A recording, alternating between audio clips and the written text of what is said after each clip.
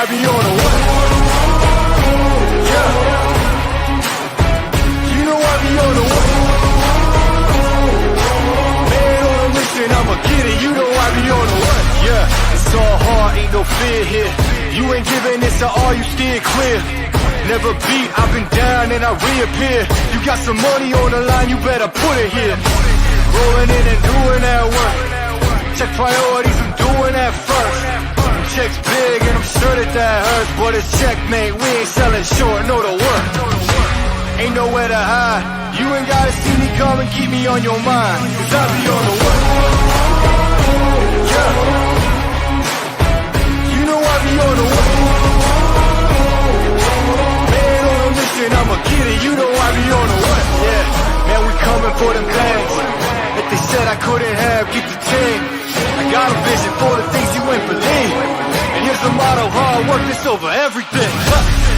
It's that comeback. I'm calling plays, hit the pass, then the run back. Yeah, I'm far ahead and gotta run laps. But we ain't letting up, we never done that.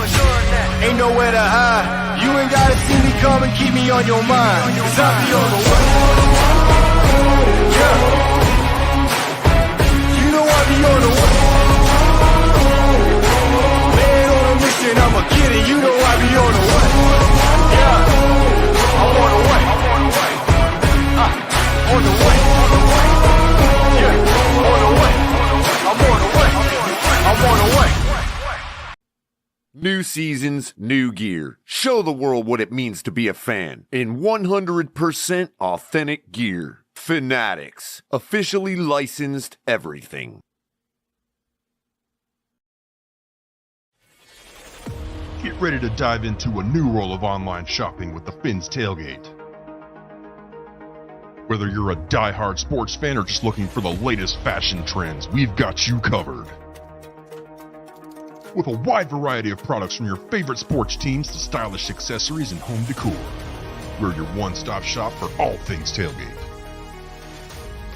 Our easy-to-use website and hassle-free checkout process make shopping with us a breeze. Plus, with frequent sales and discounts, you won't want to shop anywhere else. So come on in and join the party at the Fins Tailgate, your new go-to destination for all things tailgate.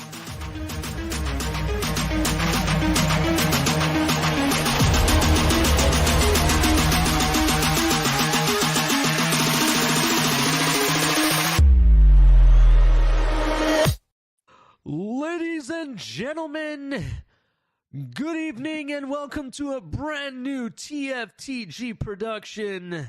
I am your host, Ali the Persian, and this is Club Exhale.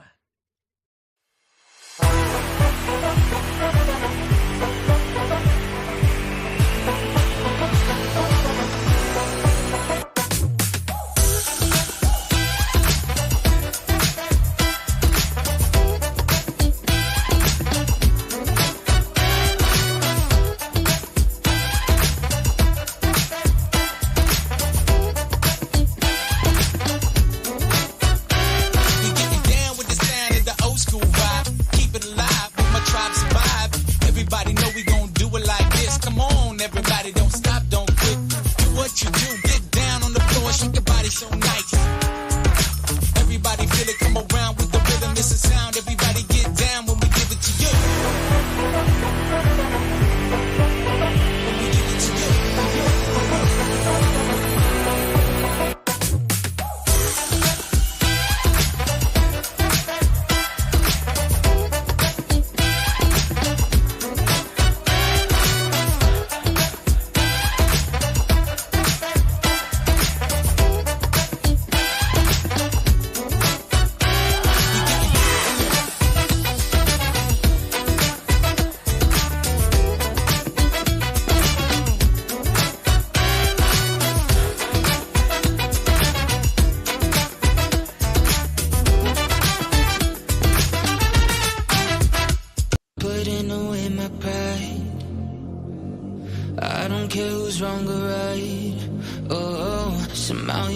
So magnetized and I love it. You bring all my dark to light, I used to be jaded, testing my patience. Some people who walk walked in and out of my life. But you is so different. This time I'm all in it. Thoughts of the future of you crystallized. Now you're breaking down my walls. I've never found love with no ego. You're stitching up my scars. Good evening, ladies and gentlemen. It is back. Club Exhale is back, ladies and gentlemen. How's everybody doing? It has been a hot minute. It is Victory Saturday, from what people are saying. The Miami Dolphins had their very first preseason game. We'll be talking about it tonight. It was a win. It was lackluster, but then it had some moments, had some surprises. We'll get into it. Shout out to everybody in the chat. I see a lot of familiar faces. It's been a hot minute. Club Exhale, Late Night Exhale has been on pause till the season starts, but football's back. We got to do this. Before I shout out to everybody, I want to say hello to my host. What is up, Color? Nothing. Nothing? A big nothing. Big nothing? Why? Why nothing? I don't know. It's Saturday night. We're having some good vibes, good times, good music. We'll talk about the game here shortly, but before we do that, make sure you hit like and subscribe. Turn on the notification bell if you're new, because we got shows all up in this place. We got Shake Money with the Smoke Lounge, the Drive Time. By the way, Shake Money, I've been told people were upset that there was no Drive Time yesterday. And if there was, let me know, because I didn't see it. But anyways. Well, there was drive time, all right. That was after I left the stadium. That is true. That is definitely true. But shout out to everybody in the chat. Let's see who's here. We got Omar Brown. I like this name, Coco Dragoon. That's an interesting name.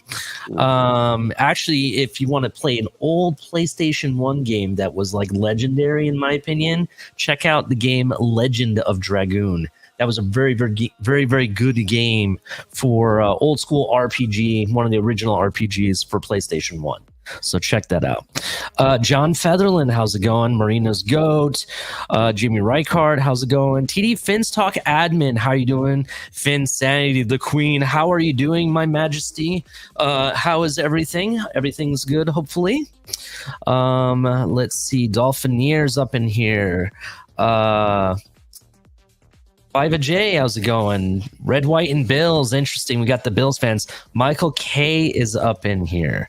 I got something for you guys, actually. Michael K and the Bills fans.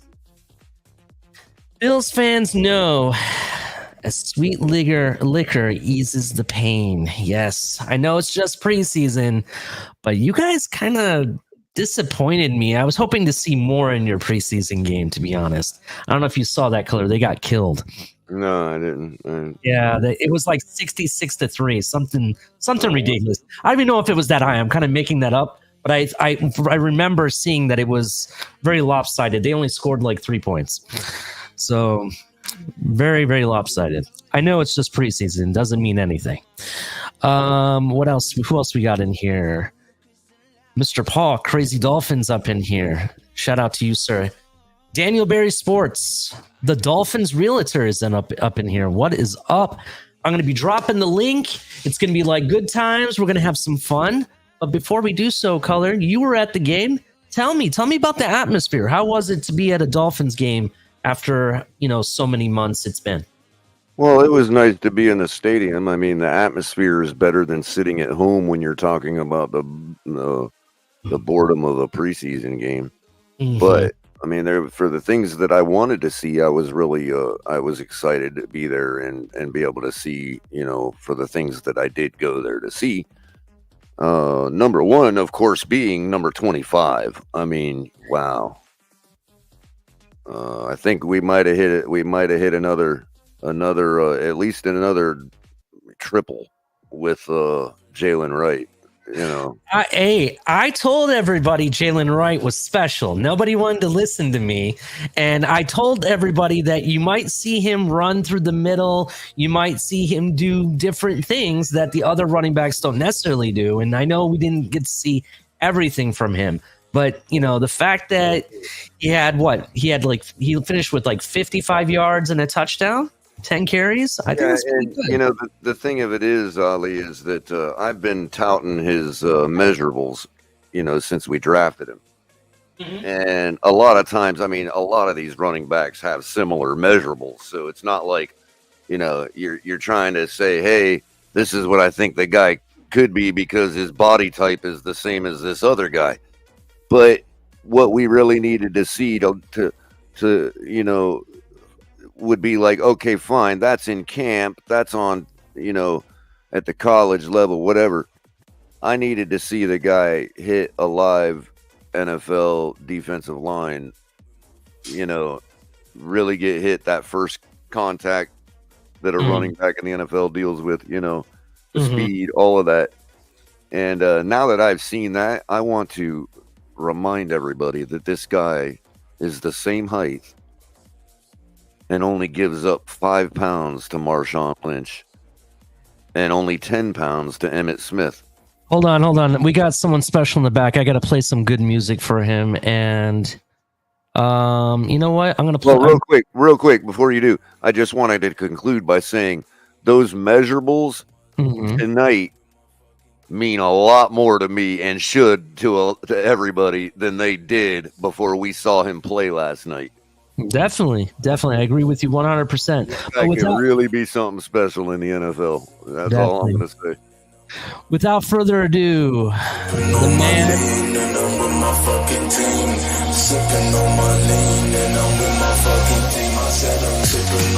That's right. I mean, I was thinking Capitan would probably come around because, you know, you drop down a club and he's going to show up. I mean, that's right, dog. Talking about a good time, I'm showing up. Capitan's like, the club? What's up? Music pumping? Where are we going? What? Hell yeah. Let me back in and out. My camera looks... Yeah, you're a little blurry, yeah. You are kind of blurry. But going back to what you're saying, yes, I definitely agree. Those measurables do make a huge difference. I knew he was going to be something special. There was a reason. Well, again, the measurable means something because, yes, last night he looked the part. Better. You know what I mean? So now you can say, hey, when I make a comparison to a guy like Marshawn Lynch, people aren't just going to say, oh, well, plenty of backs look like it. No, yeah, but I get it. But the guy's a rookie, and he played like he's already a second-year guy last night. Yeah, so definitely. Hold up. You talking about Jaylen Wright, huh? I am talking about number 25. By the way, hold on, gentlemen. Before we get really deep diving into these players, and I know I'm going to be dropping the link a little bit later, so everybody can come up and. So the only reason I got specific, Ali, is because that is precisely why I went to the stadium last night to answer your question about my experience at the game, being able to see that guy play live. You know what I mean? I understand. Let's just I'm going to give a quick breakdown of what happened last night for people that didn't get to watch.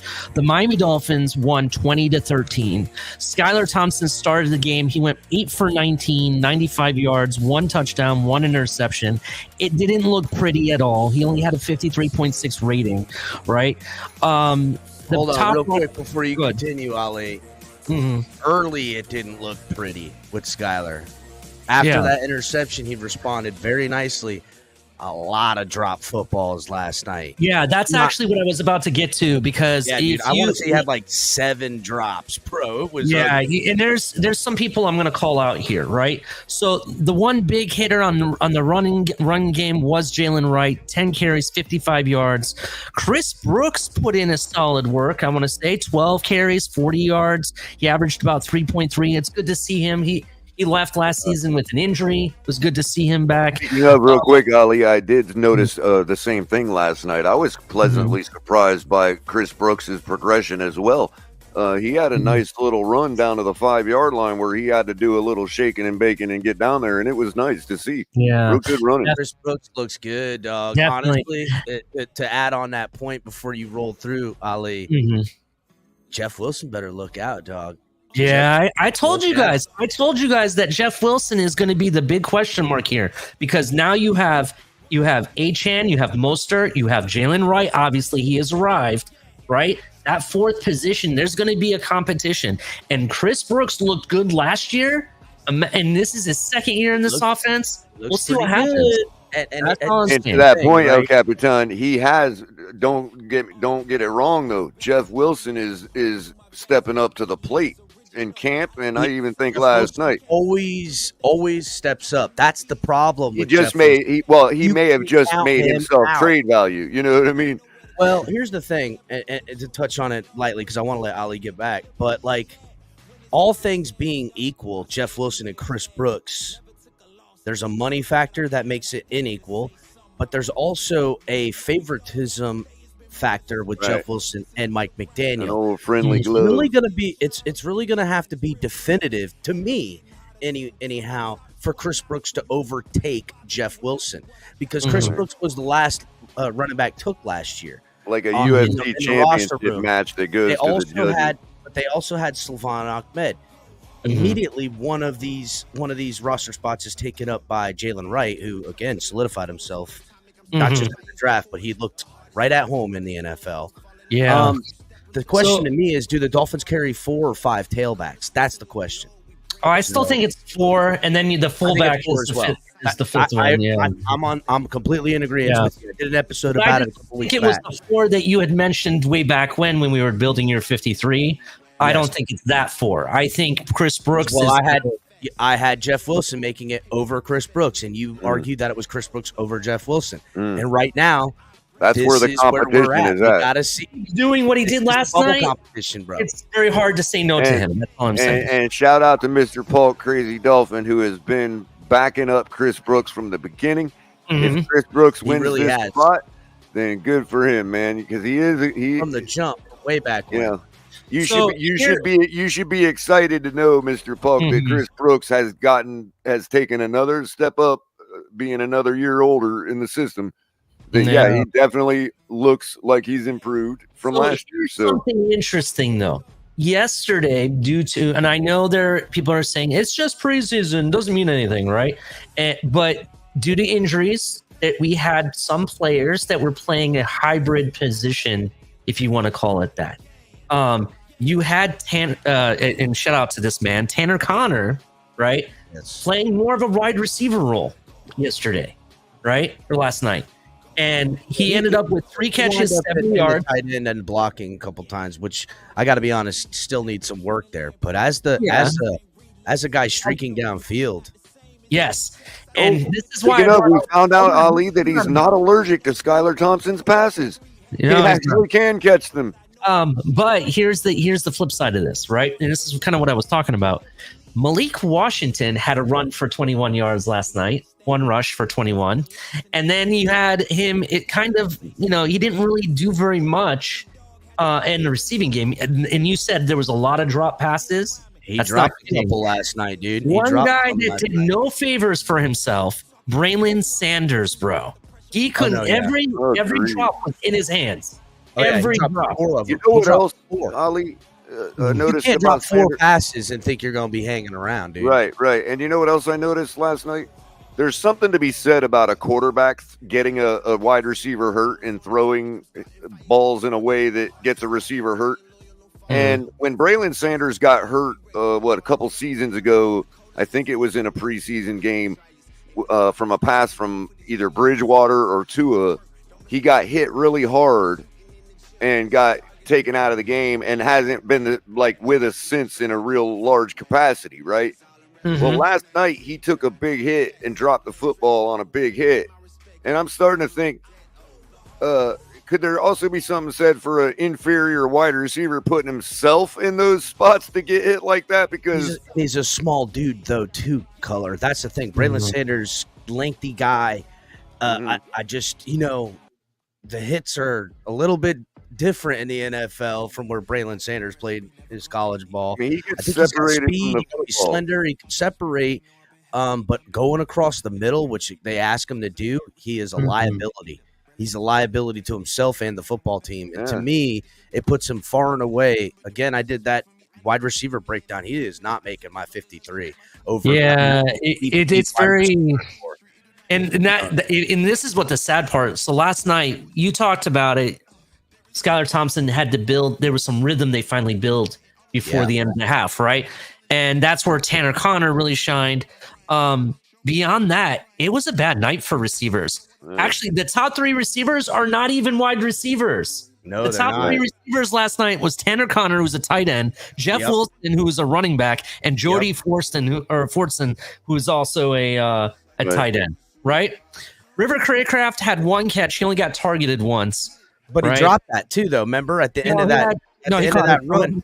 No, he caught 11 yards. It, but he fumbled it out of bounds. Oh yeah, he did fumble that out of bounds. The thing I was going to bring up, there was a lot of fumbles. 4 fumbles last night. First of all, I do want to say this.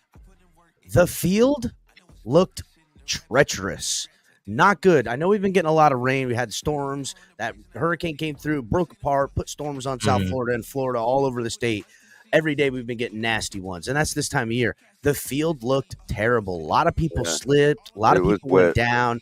It wasn't a good Interestingly enough, the atmosphere wasn't really that humid last night. Not relative to what it could have been. You know what I mean? Well, yeah, considering, I guess. Well, I mean, to a non-Floridian, it was probably wet as all hell last night, but it was not really to somebody who's been here his whole life. It wasn't really that humid last night. Yeah, I was going to ask, was it raining color? Because the fact that they mentioned seemed to be on the sideline, there was problems with the field. In addition, it had been raining on and off all day, for the last couple days, but it wasn't really that humid per se. It was like 74% or something, which is preseason really for the field. Listen, it's preseason football for everybody, including the field people, apparently, because that was not the type of field I want to see. If it was a raining game, fine. But the field being soaked and sopped and just getting torn up, especially on the edges, I didn't like that. That's number one. Number two, and I think you're about to say this, Ali, preseason for the announcing crew and everything. What terrible audio we got throughout that game. Color. Hold on. Was it me? Like every 5 seconds, you'd hear this sound. Like it was weird. Listen, you know what's funny? They had a highlight on NFL's X account on Twitter, and they showed Jaylen Wright popping a nice run, and the audio on that clip was all messed up from CBS having bad audio for that game call. So it was, I was like, damn, they couldn't even get it figured out for NFL's Twitter account. Bro, since I have moved here, right? Since I've moved to Florida in 2001, right? I have been able to watch every Dolphins game, including a preseason game, right? This is the first year that they didn't have the preseason game in my market at all. No, they didn't have them last year, bro. But they did play them on game. They did play them on NFL Plus last year. That's why I was confused. Last year, the first game, remember, I had tickets to. I went to the game. Right. This game, I just couldn't make it because of work. That's the reason why. But I've been able to watch it on TV every year. That's what threw me off. So I'm sitting there like, what the hell's going on? I didn't like that. I don't like that. The other thing is, if it's a dry enough night, I can actually pick up WFOR from up here. Yeah. So here, let's continue with this conversation though, because there's some things I want to talk about. Now we're dealing with injuries again. Keon Smith is now the next man to go down with a torn ACL. I hope he gets better. To be honest, Dolphin asking a question about it right here. Was the field attributed to it? I would agree. Yes, I thought. I mean, listen, not the only player to go down. Atlanta lost. What's his name last night? Too. Yeah, the first quarter felt like it took 2 hours, man. Yeah. It was a late game. Guy too. It was. I can't remember his name. But just so you know about that, so we had Keon Smith. I don't have him on my 53. So, I guess this is the kind of signal to that now. So, but another guy that did well, and actually before I get into defense, I want to stick on the offense. Tanner Connor goes down with an injury as well. And it was after that big play that he made, right? Mm-hmm. So I'm kind of wondering. McDaniel said.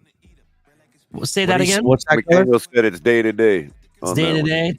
Yeah. So there was injuries even on the defensive side, and I'm just sitting there like, what the hell's going on? So before we get into the defense, on offense, the two surprise players for me, and I say surprise, like ones I'm like kind of excited for. this guy is not even the guy that Color was talking about, because to be honest, I expected him to be doing very well. Patrick Paul is a monster playing among boys last night. That's what I heard it. That's exactly what he was doing. The way he was pushing people around, right? In the way he's moving, I feel comfortable if he has to play at all this season. I am if that young man can get a couple of moves and not get ever caught reaching, it's a wrap, dude. It's a wrap. I gotta see him as the swing around in it, because I didn't see him like bust out in wide pass protection against elite speed guys with fucking spin moves and stuff like that. But his ability, once he got his hands on everybody, it looked like once he locked both his hands on, that was it. The rep was over. Did you there see? Was nobody that moving. Run that I think they've shown a hight somewhere, but that run by Jaylen Wright where he busted out to the left and busted out to the outside, and who was leading the blocker was Patrick Paul, and even after Jaylen Wright was down, you see Patrick Paul still holding, still pushing his guy all the way back. It was funny. You just had to watch it, but yeah, I'm very excited for him. I'm also kind of excited. In this next person, I know I like Tanner Connor, but I still think he was just benefiting off of the fact that it's the first, preseason, and he's playing against, 3s and 4s and maybe 2s. That's not who I'm going to go with. My second guy is actually Jack Driscoll. Driscoll Driscoll looked pretty good out there. Very decent last night. I could see him getting his hands dirty, and I'm okay with it. I am okay with him playing guard or some interior offensive lineman if we need him. I'm okay. You know what I mean? He was a guy I had making the 53 as one of the dudes. Yeah. Him playing center is key, right? You said he was playing some center. I saw him in the first half. I swear I saw him with one or two center snaps. I didn't check that, and I don't have it in my notes either. Yeah, I was watching the video. That's when I saw it. I do know that some of these guys that played in the interior of the line, like Hayes, Ryan Hayes, some of the other guys, that didn't look to be as much of a concern as I had thought. Again, preseason against bad guys. Yeah. I got you. But they had a steady run game. They did all right. I thought it was a good showing all in all by, Butch Berry's unit for what you typically see trash out of and expect. That's not the case. They did really well. Offensive line up and down, I was pleased with. Now, and the run game, especially. The defense, bro, because I'm excited to talk about the defense. The defense, where I've seen the most growth here, man. And I'm going to give you my. Talking about the defense is like shooting fish in a barrel, man. Well, let me talk about this person, because this person was the guy that. And I want to quote El Cap, and I'm sorry to put you on the spot, sir. You were like, who the hell is this guy? Why the hell did we waste this 6th or 7th round pick on this guy? Makes no sense, right? The only thing I can make sense of it is that I don't remember saying all that. No, go back and watch. I swear I'll find the videotape and show you. You guys were like, well, I don't understand this guy. I think he's just a camp body. That's what you called him, actually, at one point. I was wrong as hell about this guy. Damn. Yeah. Patrick McMorris, bro. That guy was all over.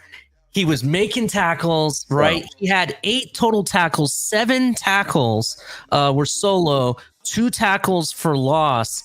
And he had a pass defense, too. Oh, yeah, he was the guy with, like, no stats from college. Yeah, I remember that guy. Yeah. He had good. You're thinking of the Rhode Island guy, Color. Because he did have stats. This guy had stats, but it was like he didn't look like he did anything special. And I found out he's the guy that I found out that you had to go to the prior school. He went to San Diego State. And that's where you saw kind of his ability. He did 90 tackles, an interception, 8 pass defenses, 2 forced fumbles, 2 fumble recoveries at Cal. So he did show up in his transfer his 5th year senior year. And at San Diego State, he had a bunch of interceptions. I think that's the thing. He had like 6 interceptions in 4 years at San Diego State, while only 1 interception at Cal. But I will say this. The guy that the Dolphins brought in, Marcus May, if and he was slotted in to be the fourth dude to me. There's no if Patrick McMorris continues at this rate, there's no reason to not keep him over Marcus May, because Marcus May did play in the preseason game, had a little bit out there, but Patrick McMorris was all over the field last night. Dude, he came up first turnover. He came up and made a hit. I don't remember, but he came up and made a hit on a tight end that was streaking for the end zone, and it was just him, and he put that big man down short of the end zone. He was not afraid to get his hands dirty, and that's what I was excited about. He didn't look out of place at all. He looked to be playing free and fast and clean. He looked good as a safety. Ali, weren't you saying something about Cal being like you can't really look at them and see big performers because they're really like about teaching their guys like they're all about the fundamental techniques. They're very well coached to a specific way. So you don't see the flashy, like I'm a dog type of business kind of guy. Like there's another guy, the undrafted guy that we got that you said you were more excited for safety. Carey or something like that, I think his name was. Perry? Mark Perry. That's what I meant. Yeah, he played last night too. But it's gonna be an uphill battle with the way Patrick McMorris was playing. Patrick McMorris basically showed everybody, hey, undrafted. I'm putting it all on that ass. To me, he's the fourth safety on this football team. Yeah, if I had to make a 53-man roster cut today, it's Patrick McMorris as the fourth safety behind Elijah Campbell, Jordan Poyer, and Javon Holland, because the Dolphins only carried 4 safeties last year. There's no reason if they won't carry 4 again this year, especially because I'm projecting them to carry Nick Needham as one of the 7 cornerbacks, and he can play safety. So for me, it's all the more reason. And I just got done recording my safety breakdown, so it's cool. We're talking about it right now. All the more reason why you would take a chance on a Patrick McMorris over a Marcus May, because you have a guy like Nick Needham already on your roster. Right. You know what I'm saying? Speaking of the guy I cannot believe nobody's talking about as much today is that very person, Nick Needham. Hell of a performance last night, man. They got a nice still shot of him like knocking out a football dude. It's just like if that don't make sure you're on the team, I don't know what does. Needham's on this damn football team, bro. I don't give a damn. Yeah, Needham definitely. Some other players that showed up surprisingly, Channing Tindall with the sack, bro, the lone sack. That guy, he looks like he was shot out of a cannon in that one sack. That's what he's great for, right? Like that. What a timed blitz by him, perfectly way to end the half. But I remember seeing him in the next quarter in pass protection, and he just ain't got it, dude. Out in space, in zone, he's a bad liability, bro. He's a bad liability. That's it. If you're going to and that's the problem, though, with having a guy like him out there, is because if you see, if I'm an offensive coordinator and I see Channing Tindall, I know that guy can only play down in the box. So at the very minimum, if I can get a route in his zone that he has to take care of, that window is going to open. That forces the safety to have to come down, which leaves you exposed over the top. He's a liability. You can't have a guy who can't drop back and cover a small zone. Not in the NFL anymore. Not in the NFL. Another guy that showed up a little bit, Isaiah Mack, starting to show up a little bit. He had a big hit that was really important. Ethan Bonner looking solid, bro. He's looking like burned once, but totally made up for it the rest of the game, man. The one that he was burned, though, there was I think there was a face mask or something. It looked like it was a little bit of a extra contact. I found the video, bro. I'm pretty sure there was a face mask. The one that he was burned on. But either case, I mean, that happens. And when you turn around and have a game the way he did, you can look back on that play and just say sometimes it happens, And another guy that I didn't think I would hear his name called, but he was called 3 times last night that I can remember. Storm Duck, bro. Storm Duck showed up. That was kind of interesting.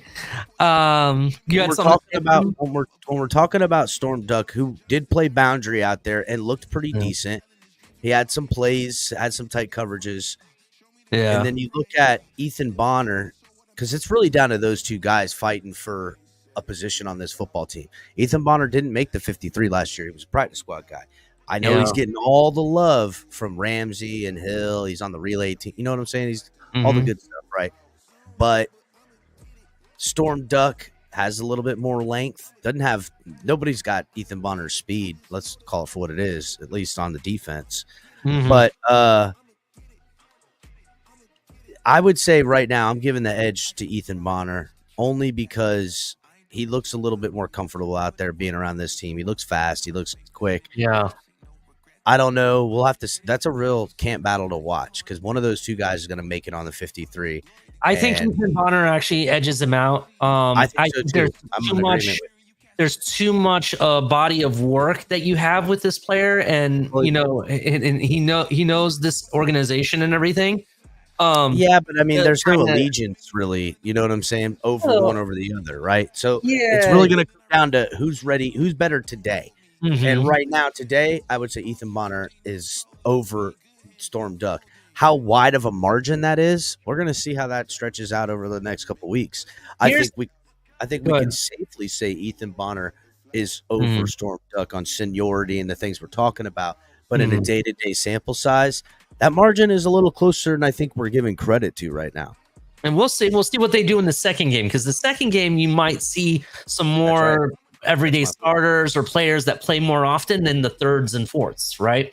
So that's what we're going to see. Now, there's one other player that he only had really one tackle and one solo tackle, and it was a tackle for loss, but he got injured, and I don't know if it was significant or if he came back.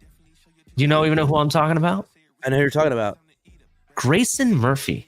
He came back. Okay. So, what did you guys think of Grayson Murphy? I saw the big tackle he had. Quick. I saw he had some nice pressures.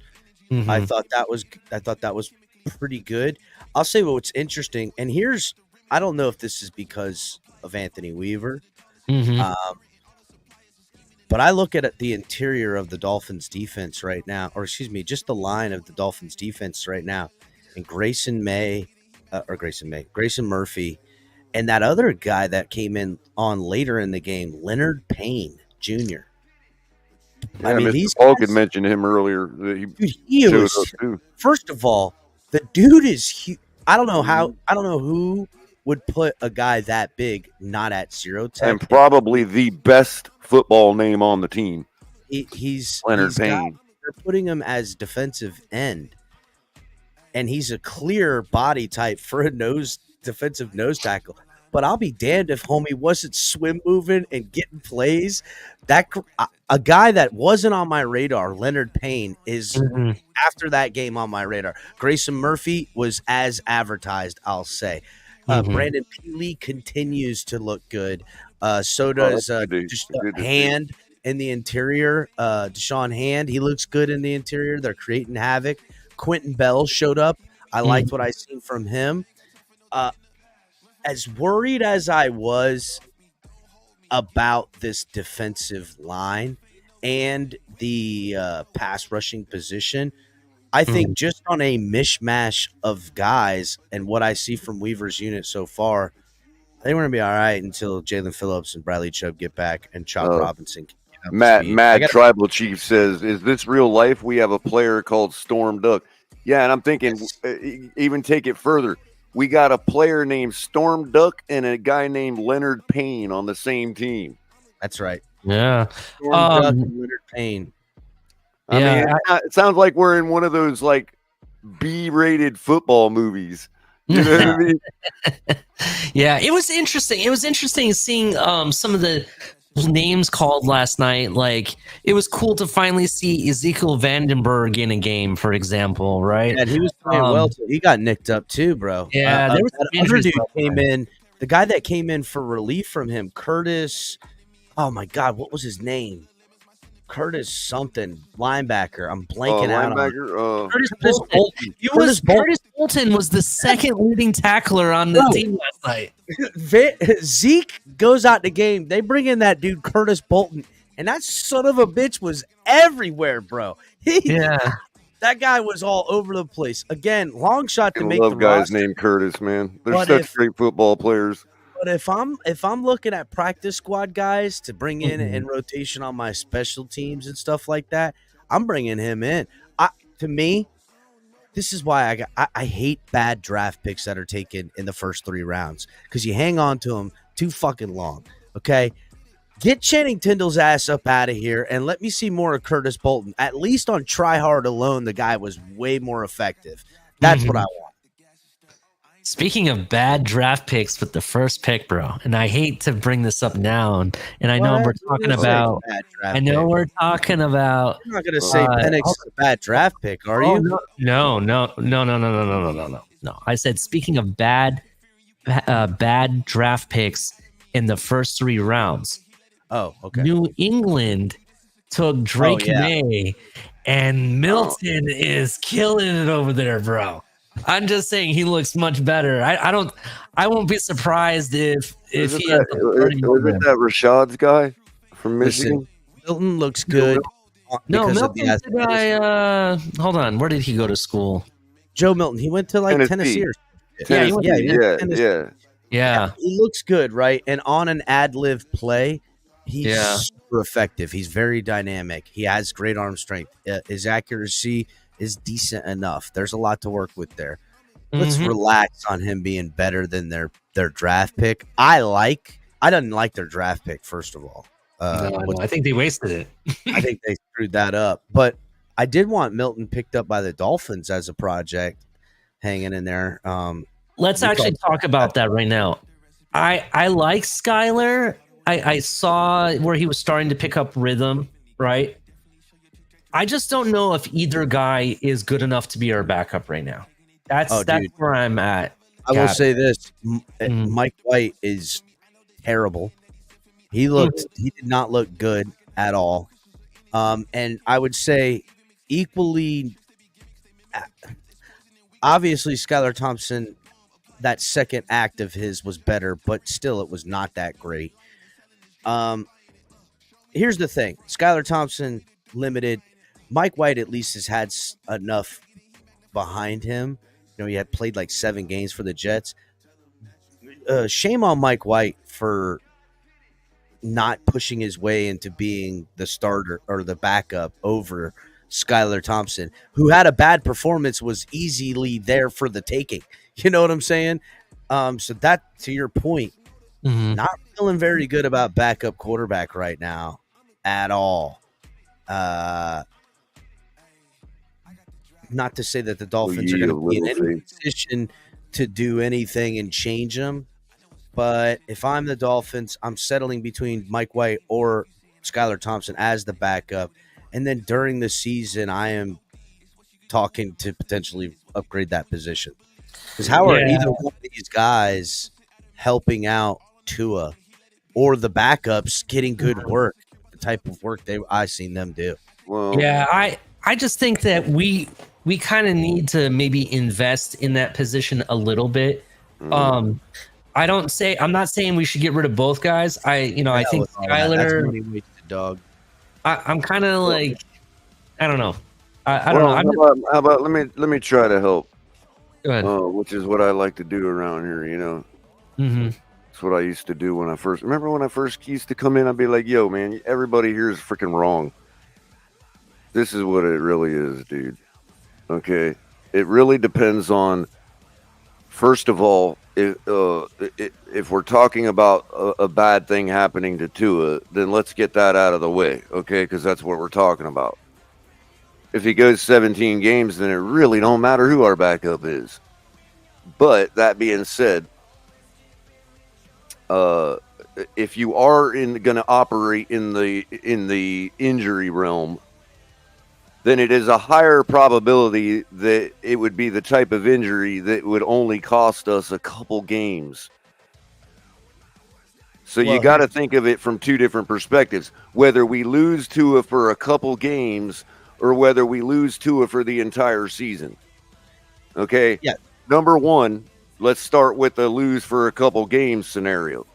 I think our running back room has so far proven that we can put up 20-plus points with a mid-grade quarterback to get us by through a couple games, if that's all it is.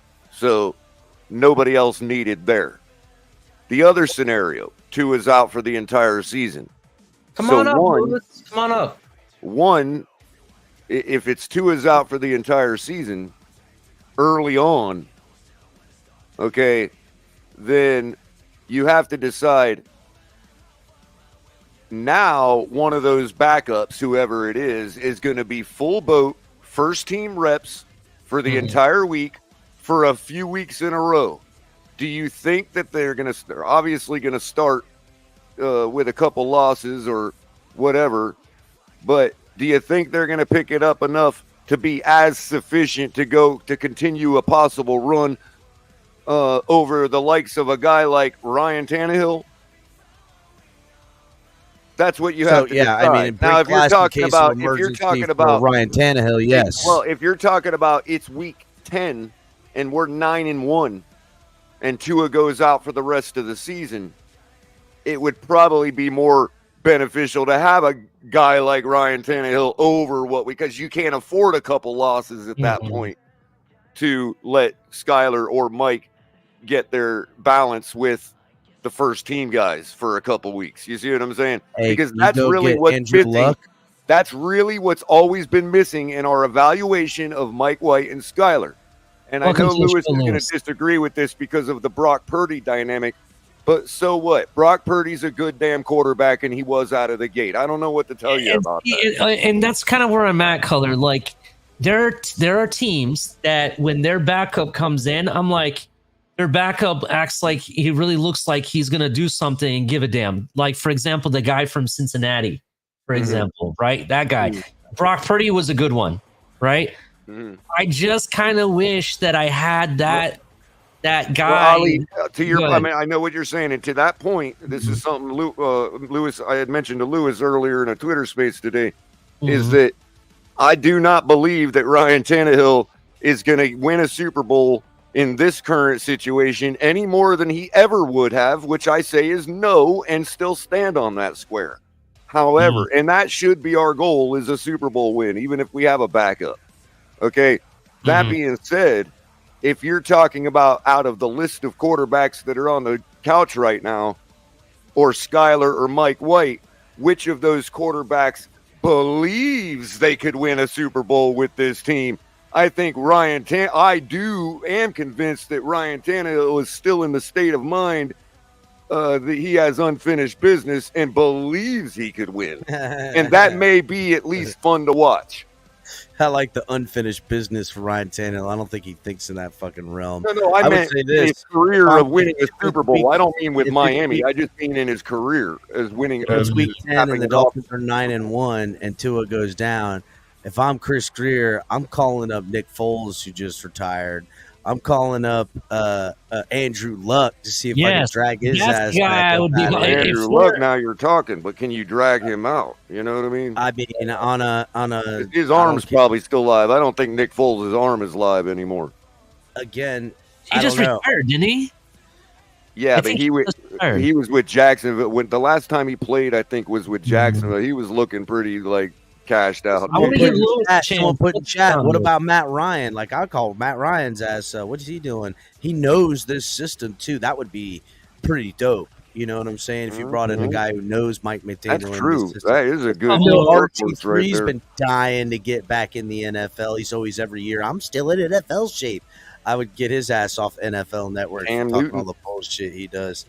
Cam Newton would be fucking nuts to do. I know he's a competitor, but could he throw the ball? I don't think so. Don't matter. The way we run our zone running, he can. I think Cam Newton's arm is completely dead. Yeah, but the way our zone blocking scheme is, Newton would just barrel through every one of them lanes, man. Here's the thing: his arm is dead, and he can't run like he used to. I can't have him back there.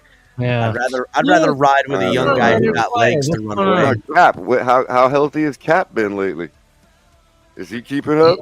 You guys, let's let Lewis. Lewis is up here. What's going on, Lewis? Who? What's good, boys? How you been, man? What's up, Luke? I'm chilling. I can't believe y'all didn't mention the name that we really should be calling. Brian Hoyer? That's Tom fucking Brady. That's the first call, man. Oh, shit. Oh, shit. Hell yeah, dog. Wait. Oh, bro. Hold up, though, Lewis. Hold up. Because Tom Brady has some type of like executive ownership deal with them, will we get fucked the moment we call him, or do we gotta call and ask? Hold on a second. That doesn't go in till like next year.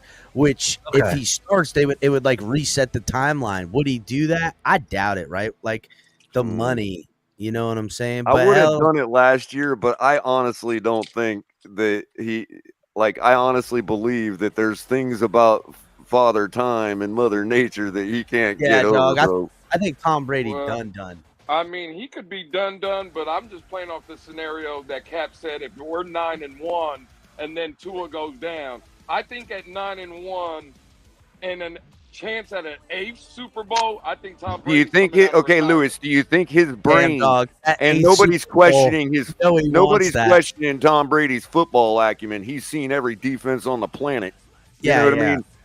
Again, but do you think his brain, if he is completely cashed physically, do you think his brain and his intelligence of knowing when to hand it off and when not to and when to dump it and when not and all that, do you think that could overcome one more time for an 8th championship? Yeah, are you kidding me? You made the point, right? This running back room, I think, could carry us maybe 2 or 3 games. With a guy like him commanding it and reading the defense and knowing what to call and right. Bro, all you would need is Tom Brady to make 2 to 3 key throws a game, and I think this team could carry him more than he's carrying them.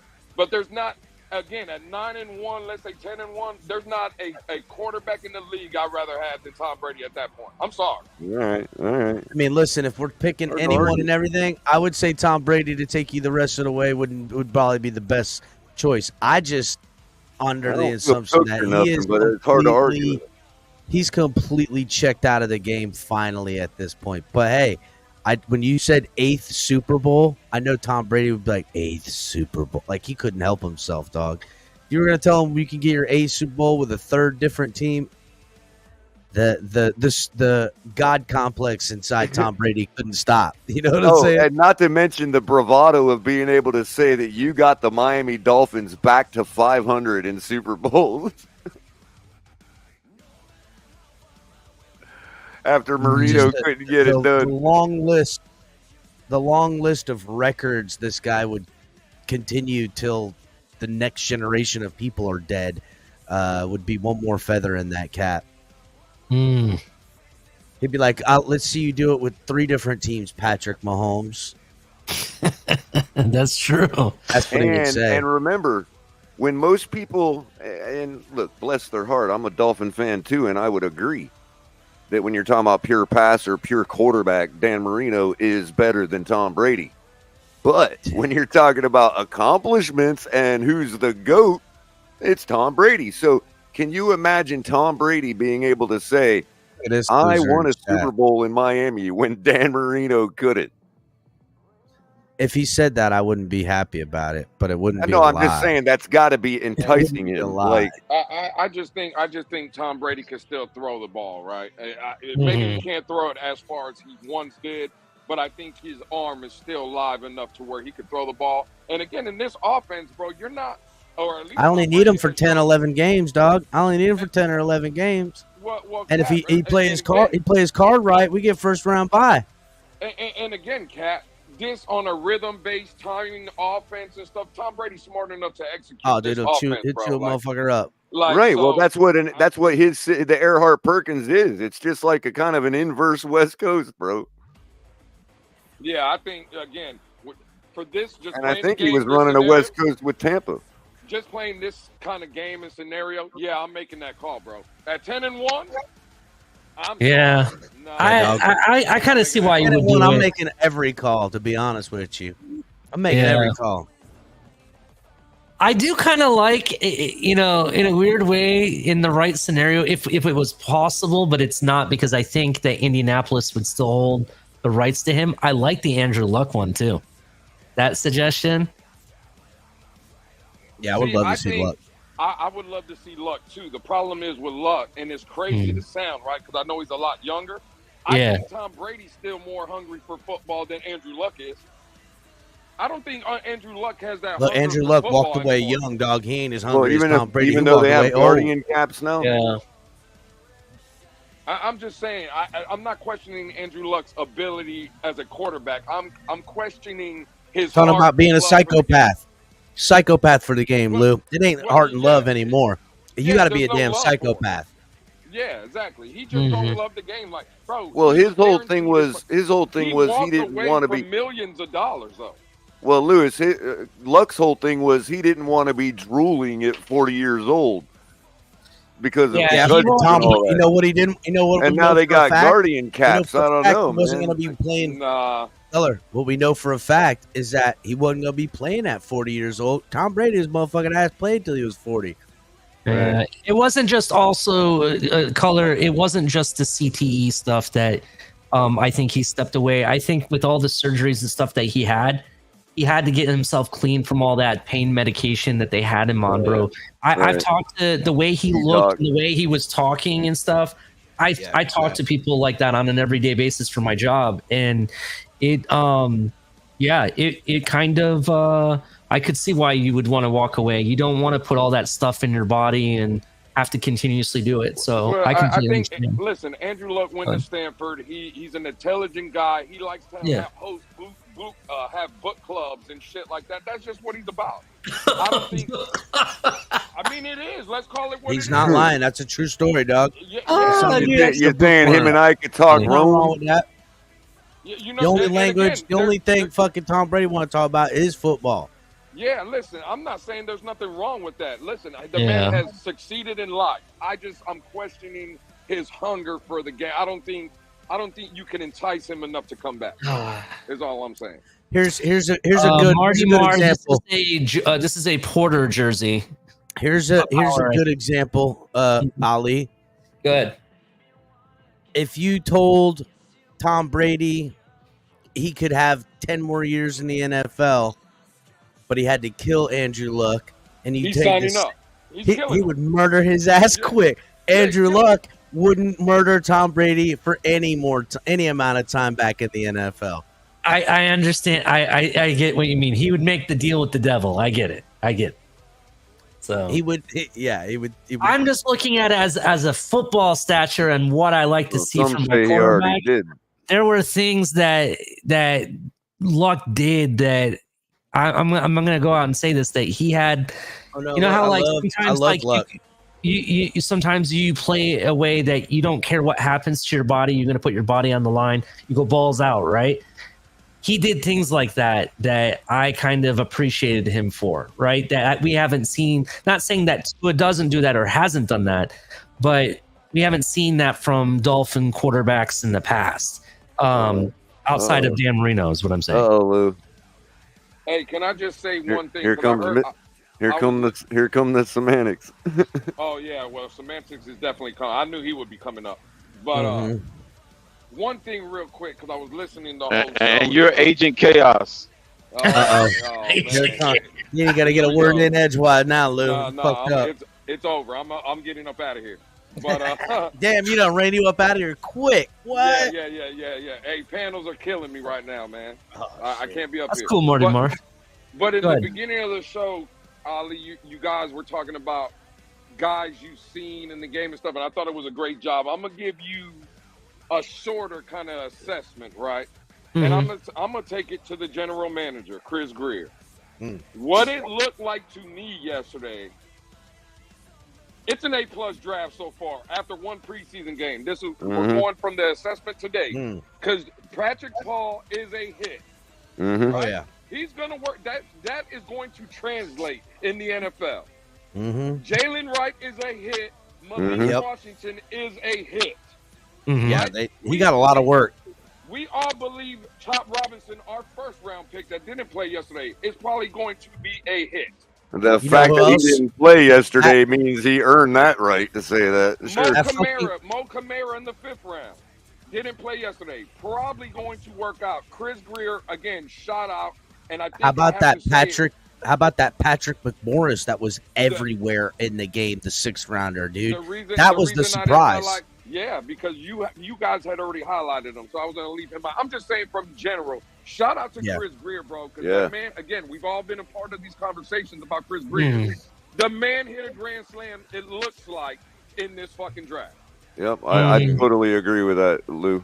So far, it looks good, definitely. And up to this juncture, absolutely. Everybody last night looked like, okay, they're at least at the level of, you know, they could be starters on shitty teams everywhere in the league.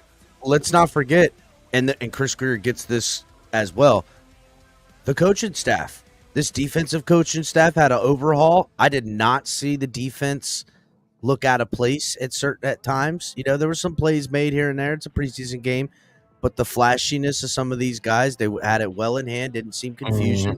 And, you know, also offensively, we had a lot of different guys on that O-line last night, and it looked pretty decent from what I could see. They were opening up holes, nice run game. Chris Brooks looked good. It was good. I mean, now, you could say pump the brakes on the defense because it's the easiest thing to get up to speed because it's reactive, and they're facing a lot of vanilla stuff. Let's face it, but they're consistently ready to go already, and I don't really care because as long as they're in that mindset could carry you into the season against you know, non-vanilla stuff, and you're just fine. So I see no reason to diminish what the defense is doing right now by saying, oh, well, they're only facing this or that or the other. No, as of now, our defense is doing just fine. Yeah, I'm not worried about our defense whatsoever. Going back to the offense, though, Patrick Paul, right? Let's talk about him real quick. You mentioned it, Lewis, and I've mentioned it. He's definitely a hit, no matter what. The issue that I'm seeing as if I'm Chris Greer or even as the coach, right? As McDaniel, how do you let a guy that is playing at a high level, and let's say hypothetically Patrick Paul goes on to be this really good offensive lineman, he does amazing. How do you let a guy sit on the bench, bro? You have to find a way to work him into this offensive line a lot faster than what we were expecting. Would you agree with that? I'm glad you brought that up. Now, before everybody jumps down my throat, because every time I've said it so far, people have been losing their minds. I think, and again, it goes to your point, Ali, if he keeps stacking these days at practice and he keeps going through the preseason games and he's just, you look at him and you're like, there's no way I can keep him off the field. I'm moving Austin Jackson to right guard. I don't give a damn about what no one says or whatever. I'm giving you my opinion. Austin Jackson has played guard before. He played it at it. We'll just say this. Is Austin Jackson currently better than Liam Eichenberg at guard? I would say yes, right? I would have Patrick Paul as my right tackle, and I'm kicking Austin Jackson inside. And it's actually funny you said that because earlier on, prior to us seeing the preseason, and when we had drafted Patrick Paul about a week or two afterwards, I mentioned that I could see him playing right tackle and you could move Austin Jackson into right guard. And everyone was saying that I'm crazy and that you wouldn't do that. And, you know, and this, right, that, and then you would have a guy that's over-skilled for the position, which is perfect. Yes. You know? I'm just saying, he looked really good, bro. I'm glad to see this. And we've heard all the good stuff about him in camp. If he continues to do this, if I'm Chris Greer, and I'm not even Chris Greer because he's not the one really, you know, saying who's start. I think it's more McDaniel's side. McDaniel's going to be like, I don't know what to do here. I mean, that's for me. I wouldn't know what to do because you have a guy that is really going to be your next up and coming left tackle, and he's so good, it's hard to not put him in, you know? So real quick, I just had to know, like, we always ask about Pete's well-being and all that after, you know, when Skyler threw the interception and all that kind of stuff. Who? How's Batman handling the fact that Liam was not dressed to play last night? He shouldn't play. That means he's a starter. He's a starter. Mm. Yeah, Batman's really concerned. He's the starter. Oh man, you got to You got to protect your precious. I mean, jewels. even some starters need the time though. You know what I mean? Well, Well, I would have liked to see. If I'm going to be honest, right? We're talking about a lot of guys rested yesterday, and I'm not talking about the guys like the Tyreek Hills of the world. I'm not saying pretty much our Sunday's best was sitting in street clothes last night. Right. All I'm saying is, and it didn't work out to him. I heard Ali bring it up earlier, but at the end of the day, bro, mostly every Buffalo Bills starter started it, and they played the whole quarter. Josh Allen was the quarterback the whole first quarter. They had their starting offensive line. They had James. That rookie wide receiver looks like dog shit, dog. He did. They had Curtis Samuel. He looked like dog shit. They had both of their tight ends. They had everybody out there. I don't know if Miami. I think the approach Miami's taking. I get it. You know, a day here, a day there. You want to rest a veteran here. Cool. But I don't know. Like all this protection that we're like Mike McDaniel and the organization's putting on a lot of these players. I don't know if I agree with that. Get the rust out the way. It's a matter of it's an honor right at the moment. Because if our starters come out and look like Buffalo starters did this week, then we're going to be having egg on our face. The other thing is Buffalo, by what they were starting to do last year, has definitely signaled us a complete shift in offensive scheme and all that. They likely needed to see Allen on the field last, That's what I was just going to get at. You know what I mean? Color. To me, what more do the Dolphins need to see out of a team that they're running it back for 3 years in a row, while the offense has made changes on Buffalo up and down in ideology, weapons. I mean, they need the work. Tua has came out and said out of his own mouth that he's a rhythm quarterback. Those are his words, not mine. I just need you to be in rhythm. At the end of the day, I know people are not going to. Again, this is just my opinion on it. What has I know he's a first-round pick, and he's probably going to be starting because of injury. Getting ready to get 100%. What does Chop Robinson earn for him not to be playing? And not only Chop Robinson, hold on a second, Keller. Not only Chop Robinson, what the fuck has Cam Smith earned around here to not be playing in that game? Hold on. I did read an article today that stated that Chop Robinson was dealing with a slight injury, like a minor injury. Is that true? Same with Barrios. Well, what about? Hold on a second. Real quick, shout out to Rhino becoming a member. Salute to you, Rhino. Thanks, Thank you for becoming Welcome a member. to the fam, bro. Salute this. Thanks, man. Thanks for. I think he re-up. No, he's been a member. I think that is just was right there. No, it says member right there. Yeah, I know, but sometimes if there was like a quick lapse, it'll say new members. It might have been. Anyhow, look. Is he dealing with an injury though? Is what I'm asking. I don't know. He might be dealing with something, but okay, is Mo Kamara dealing with something? I don't know. That's why Mo Kamara in there. And again, most. All right, Chop Robinson maybe for whatever reason. Is Cam Smith injured? I need to see this guy play some football. Well, Cam Smith hasn't come back from his injury that he had early on in training camp, has he? What? Because we never found out what happened to him. What is going on with this guy, dude? Yeah, I don't know. Again, I look at, to me, Cam Smith didn't play at all last year. If he did, I don't remember it. And didn't record any stats. Yeah, he played special teams. Cam played special teams only. That's all he played. No impact on special teams. I didn't see him on the dealing field. with something though. What's he dealing I don't with? see him on. I don't see him on the injured list. They're keeping it like low key. I call bullshit. I I didn't see him on the low field. key not telling me shit. Well, Speaking of remember Cam Smith got hurt. Remember he got hurt at practice. Then he came back. Then he re-injured it or whatever, and we haven't seen him again. I mean, fuck, dude, damn, He's bro. not on the injured list. Well, I'm just telling you what at training camp though. Right. He got hurt, went in for a minute, came back out, and then. What did he do? Did he slap Easy E in the face again? Yeah, he and Easy E getting that was a dumbass fucking. No, but here's the thing, though. I think there's a few players. That was a true story, dog. Shut up, bro. That was how it really went down. I think that's how it went down. Okay. That's a goddamn lie. So that's the truth. I think hand to God, dog. That's how it went down. So I think it's the first preseason game. So I think they might have taken the opportunity to give some honors, But I suspect that some of the guys we saw that didn't play last night are probably going to see some live action before the last 2 preseason games are done. They fucking better. That's Mhm. all I know. I'll be pissed as fuck I don't see Chop Robinson once. I mean, to be honest with you, I think you need to get a couple live snaps with the first team on offense, too, including Tua. Marty like Mar makes Lewis a good point, saying. too. Where's Eazy-E's punk ass at? He's injured. He's injured, dude. This motherfucker always injured. Yeah, they're saying he's probably on his way out. Bro. This is my point, okay? Hold on a color, because I want to make a quick point. Guys like Channing Tindall, guys like Eazy-E, guys like even Cam Smith, who's going to not be a part of this because of draft capital alone.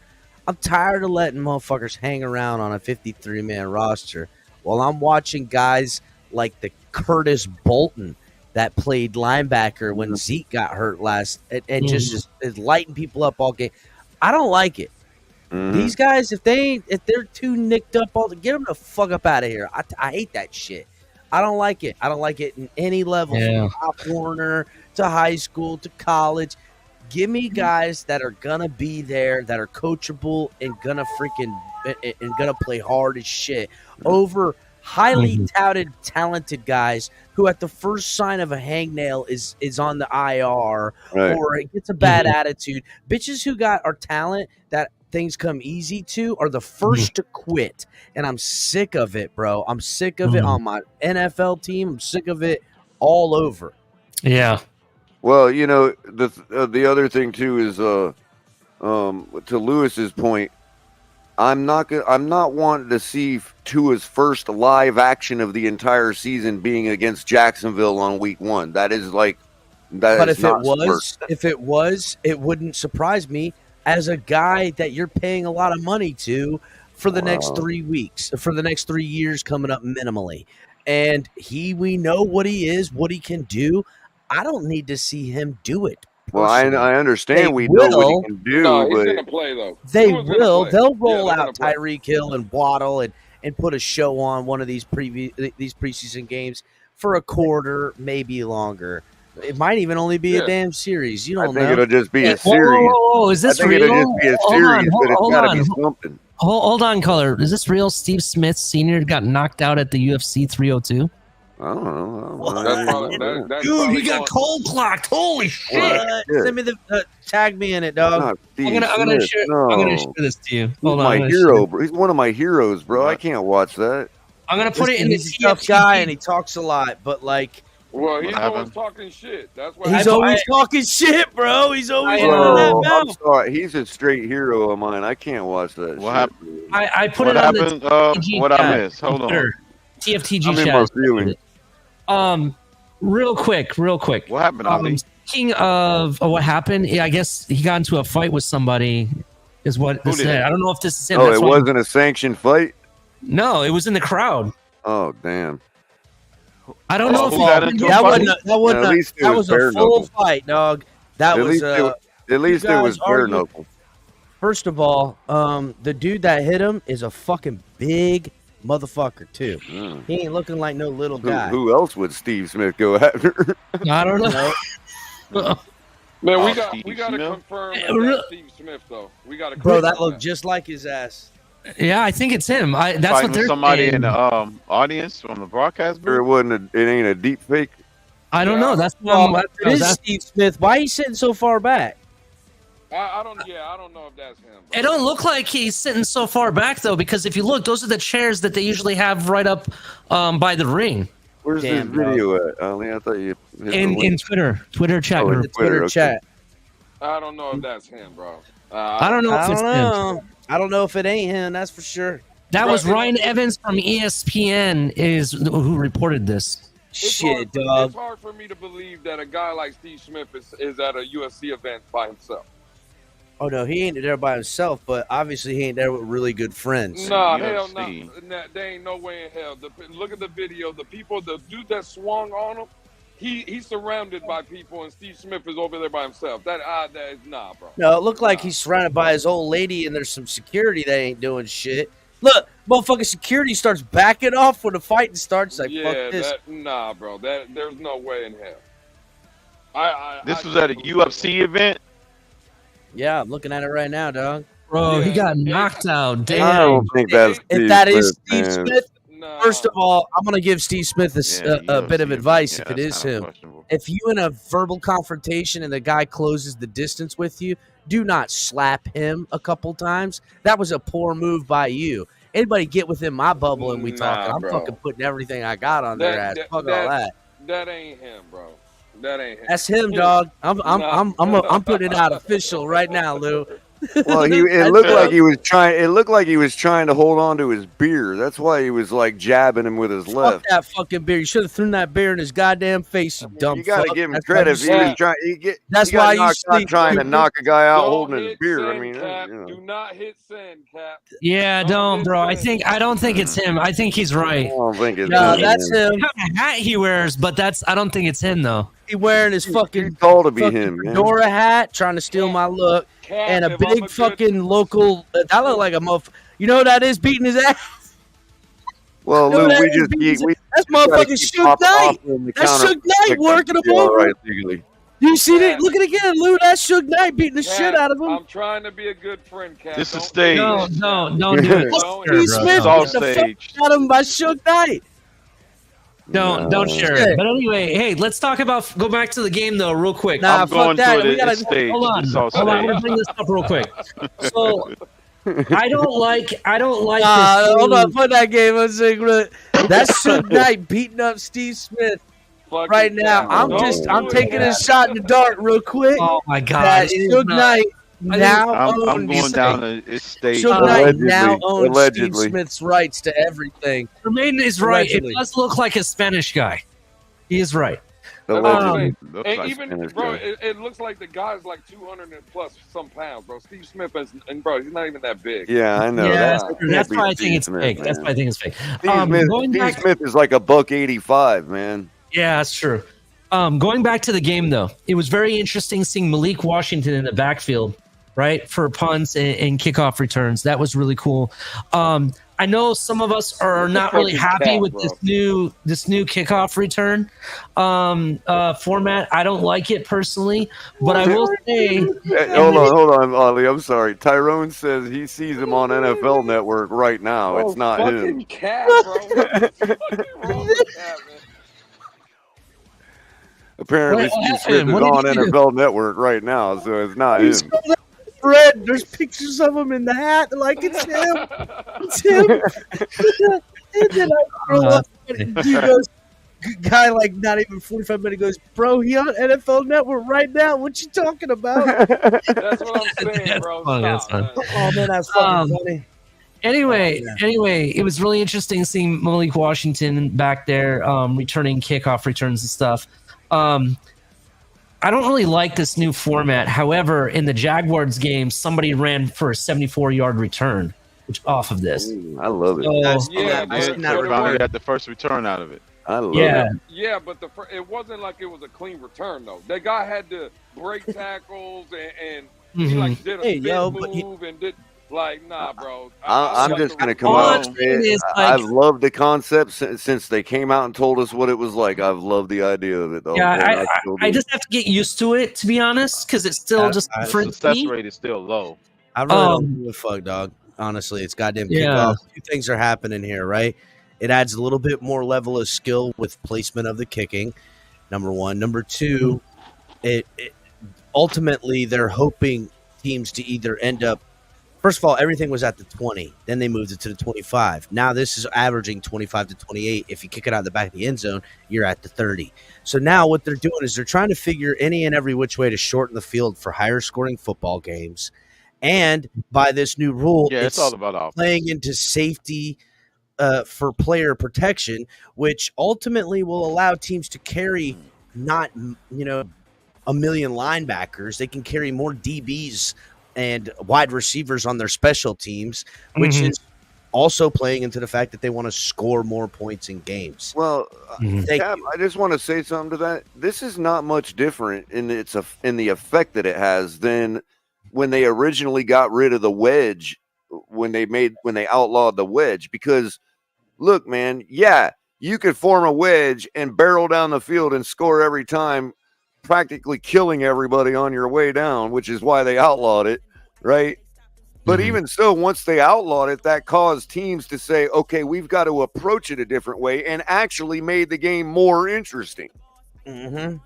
And to me, this type of thing where you've got the defense lined right up 10 yards out or whatever it is, and they have to gather together. They can't form like it's just a way that it makes it, to me, more interesting. Where, it's about safety, but at the same time, that causes it to be more interesting because of what they now have to do to be able to form their tackling units and all that to get the guy down before he breaks through. Where's the more safety, though? So the more safety is that, number one, guys aren't coming downfield in a spread out formation, staggered around, full speed. Right, Lou, I've been hit by a guy coming down on the making, man. Like, it's almost like they're taking a deep run, like a 10, 12 yard out, like pistol formation snap, where everyone is at the line of scrimmage now. You know what I'm saying? Spread formation offense. And instead of handing the ball off, drop out of the sky. No, they're like 10 yards away, correct? Yes, they're typically they're receiving the ball about. It gives them enough room to form some kind of defense scheme. It doesn't allow these guys to come full tilt downfield, and it's not going to allow the runner to come full tilt downfield either, because he's got to get through traffic. So they're taking away that literal get your car up to 100 mile an hour. And for the fact that if they put it in the zone, in the proper area, that means that the running back is only about 15 yards back behind his line of blockers. So it literally is like a handoff with a spread offense, and instead the ball is just falling out of the sky. Yeah, but when we've seen people out of the running back position take hard hits, and they're lined up right there. Of course, true. I get free and stuff like that, but it's just it mathematically compared to what they were doing, where they got a bunch of guys on one side of the 50 running downfield full speed onto blockers and tacklers.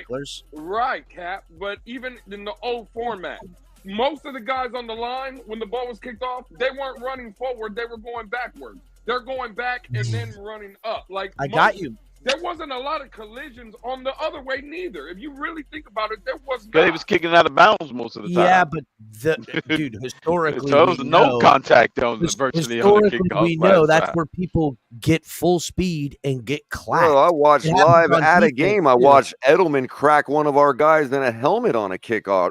There's not that many people returning it the old way. Right. Didn't Jakeem Grant get injured on kickoffs all the time? Everybody gets injured on kickoffs. Like Lou, he was running by him. Like it wasn't even a straight up block. He was running by him, shadowing him down the field, and leaned his head over and clocked our guy in the helmet. I just don't like it. I think this is another way to pussify fucking America. At the end of the day, all right, not me, dog. If we're talking about the pussification of America, dog. You know what's funny about it? Bite on this just for a second, El Cap. Hold on, I'm gonna bite on this. We live by in my family, dog. Right, go ahead, Ali. I gotta say something too, but go ahead, Ali. I agree with you, Lewis. I do think it is kind of weak in a sense. What is even more weak is these rumors coming out that they might actually make these safety caps that they make players wear during training. That's where I'll agree with Lewis at. That's what I think is kind of like, okay, now this is no longer a contact sport. I'm sorry. Not only that, but they literally do nothing extra. And anyway, we know that Steve Smith just got knocked out at a UFC fight. It's just happening fucking everywhere. I can't take it, goddammit. All I'm saying is, Yo, real quick, Lou. Let me hold on, Color, real quick, right? Sure. That's like in boxing. If you told the boxers, hey, you know what? We're trying to be safer. You can't throw no more power punches. You just got to jab to win the fight. Like, what the fuck is this? At the end of the day, bro, it's football. We're taking out the hooks, dog. These guys are getting paid millions of dollars. They sign up to play a game. But like you said, they still got to clock the running back and all that. That gets the kickoff and all that. So to me, still a football play. I think it's a topic, like a talking point for people like us, right? But for the NFL, what stops? I know they're trying to say the safety of the game. Okay, cool. A person like me or Steve Smith, for instance, since he's been a topic of conversation, right? Let's say Steve Smith was catching the kickoff. What's going to stop with everything, the new rules, right? What is going to stop C. Smith from putting his helmet into a player running downfield? Like, Nothing. A guy in the stands at Vegas. That's why it ain't. That's why it's not an example of the pussification of America. Well, but that's what I'm saying. But they're selling it off. Yeah. They're selling it off as we're trying to protect these players in the game. Well, I get you there. And see, that's what I'm trying to say, Lewis. Hold on, real quick. I'm saying that I think the timing is just off on this one. No, in most cases, yeah, I agree that there is a pussification of America going on in a lot of aspects of football, our lives, everything. But Lou's right, though. We're going to lose I don't those think big actually hits. fits the mold. Well, no, because we're going to lose those big hits out of football.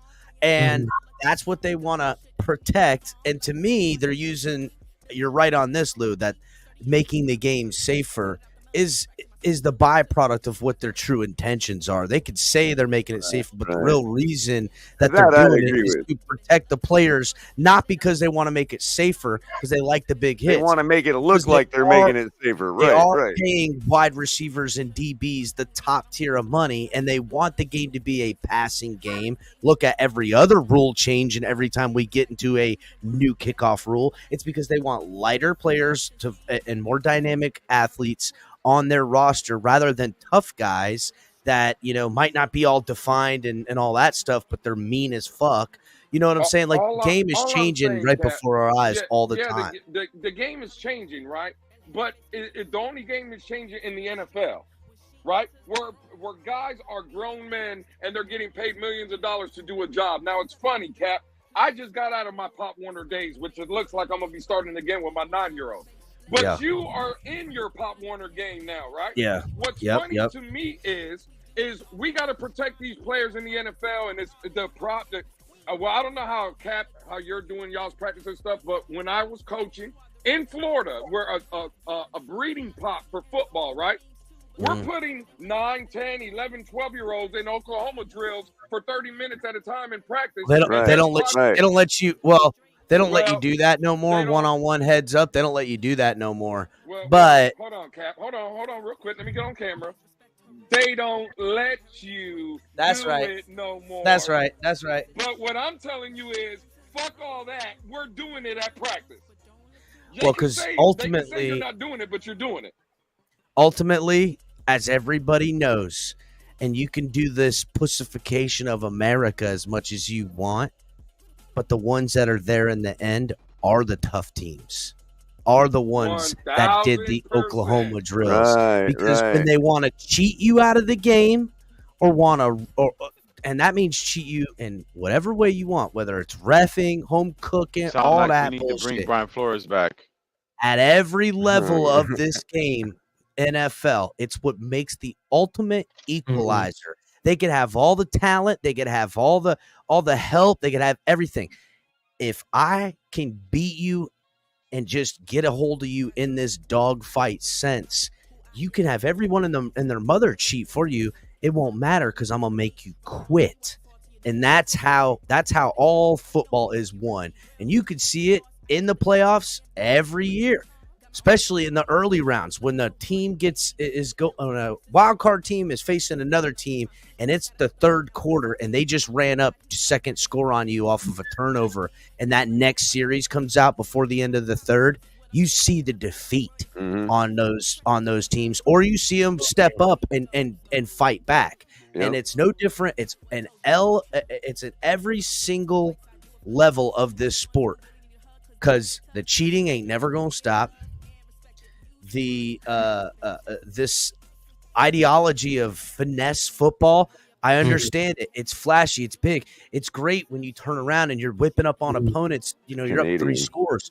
But once you get into that game and you're like, they're not going to let you do that. They're going to throw flags all over you this game for that shit. I got to ask a question, LCAP, because we just about an hour ago got reported that wide receiver Hollywood Brown has been hospitalized due to and I don't know how serious this is because I'm not sure exactly what this is. So please elaborate. It is a sternoclavicular joint dislocation. So where I can tell you, where your clavicle meets your sternum is dislocated. Yeah. Your clavicle is that bone that goes from your shoulder to your sternum. Brown's availability for the start of the regular season is now in question, according to Adam Schefter. Supposedly, and I don't know how true this is, supposedly Tyreek Hill had a similar injury in 2019, and he came back after 4 games. Is this something different? Do we know? Do you know if this is more serious than what Tyreek Hill I just want to know what happened on a Saturday night at 10 p.m. to Hollywood Brown. No, he got hurt in the first play of the game. Oh, Yeah, okay. All right. Okay. He's All right. yeah. Fuck, I thought. Okay. He's with All right. Kansas City, ain't he? Yeah, he's with Kansas City. They played Jacksonville. Yeah, they had a today. late He game. got hurt on the first play of the game. I didn't realize they were playing and right Ali, now. generally speaking, and I'm not a doctor, so don't listen to me. Yeah, that's what I was generally speaking, a dislocation is going to be easier to heal than a fracture, than a break. You know what I mean? Okay. So if it got popped back into place, there'll probably be some soreness for a week or two, whatever. But if it's broken, that's different. So the clavicle is that bone, as I said, that comes from your shoulder that goes all the way to the middle of your chest to your sternum, that plate that covers your heart and all that, right? And it's that bone. So like if you can feel it, like you can kind of pinch it, right there on below your shoulder. Mm-hmm. And so it sounds like where that meets the sternum is where it popped out. If they're talking about it dislocated, does it require surgery to fix, or how without being a doctor, if they're talking about dislocation, they could have likely just popped it back in place, and it's going to be sore because those muscles get stretched when it gets dislocated, and the ligaments get stretched and all that. You know what I mean? Gotcha. Yeah, man. People getting injured left and right here in the NFL.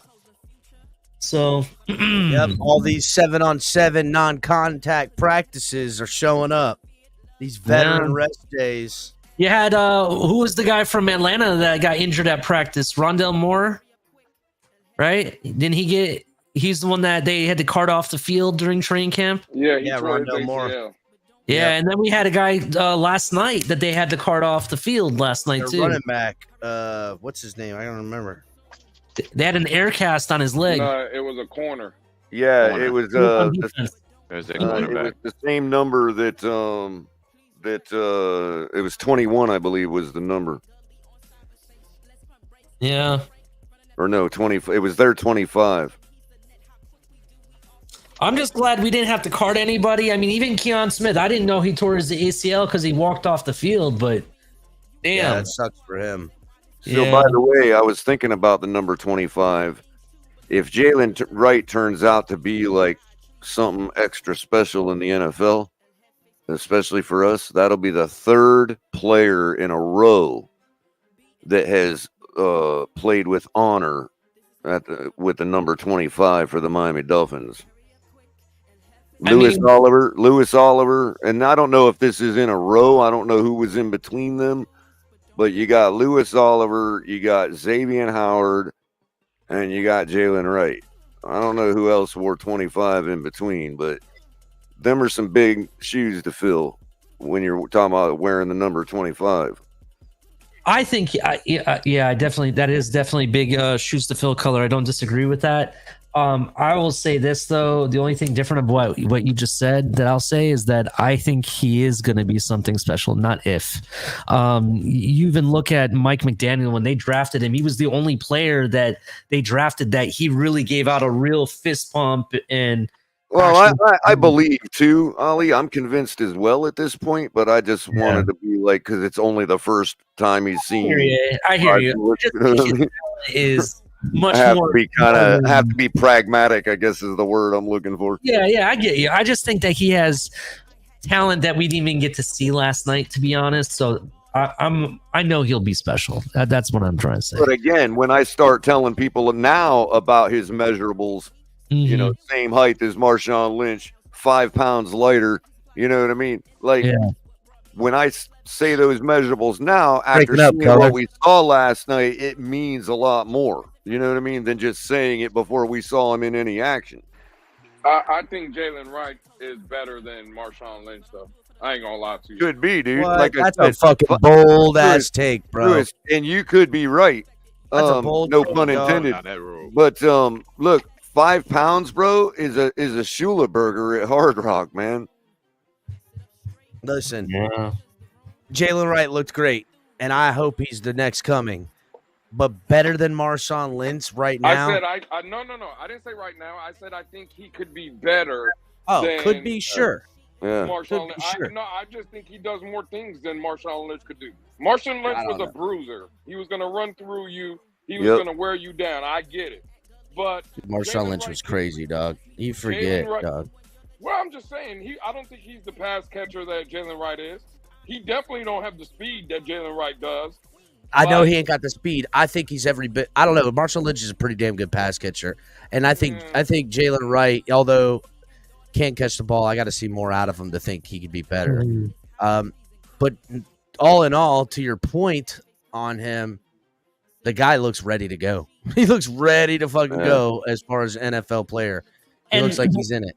And if you listen to what he says, bro, and like the way he talks, bro, like when he comes off the field and they interview him, it's almost like he says like it's not enough. Our goals are much higher than this. We need to do more.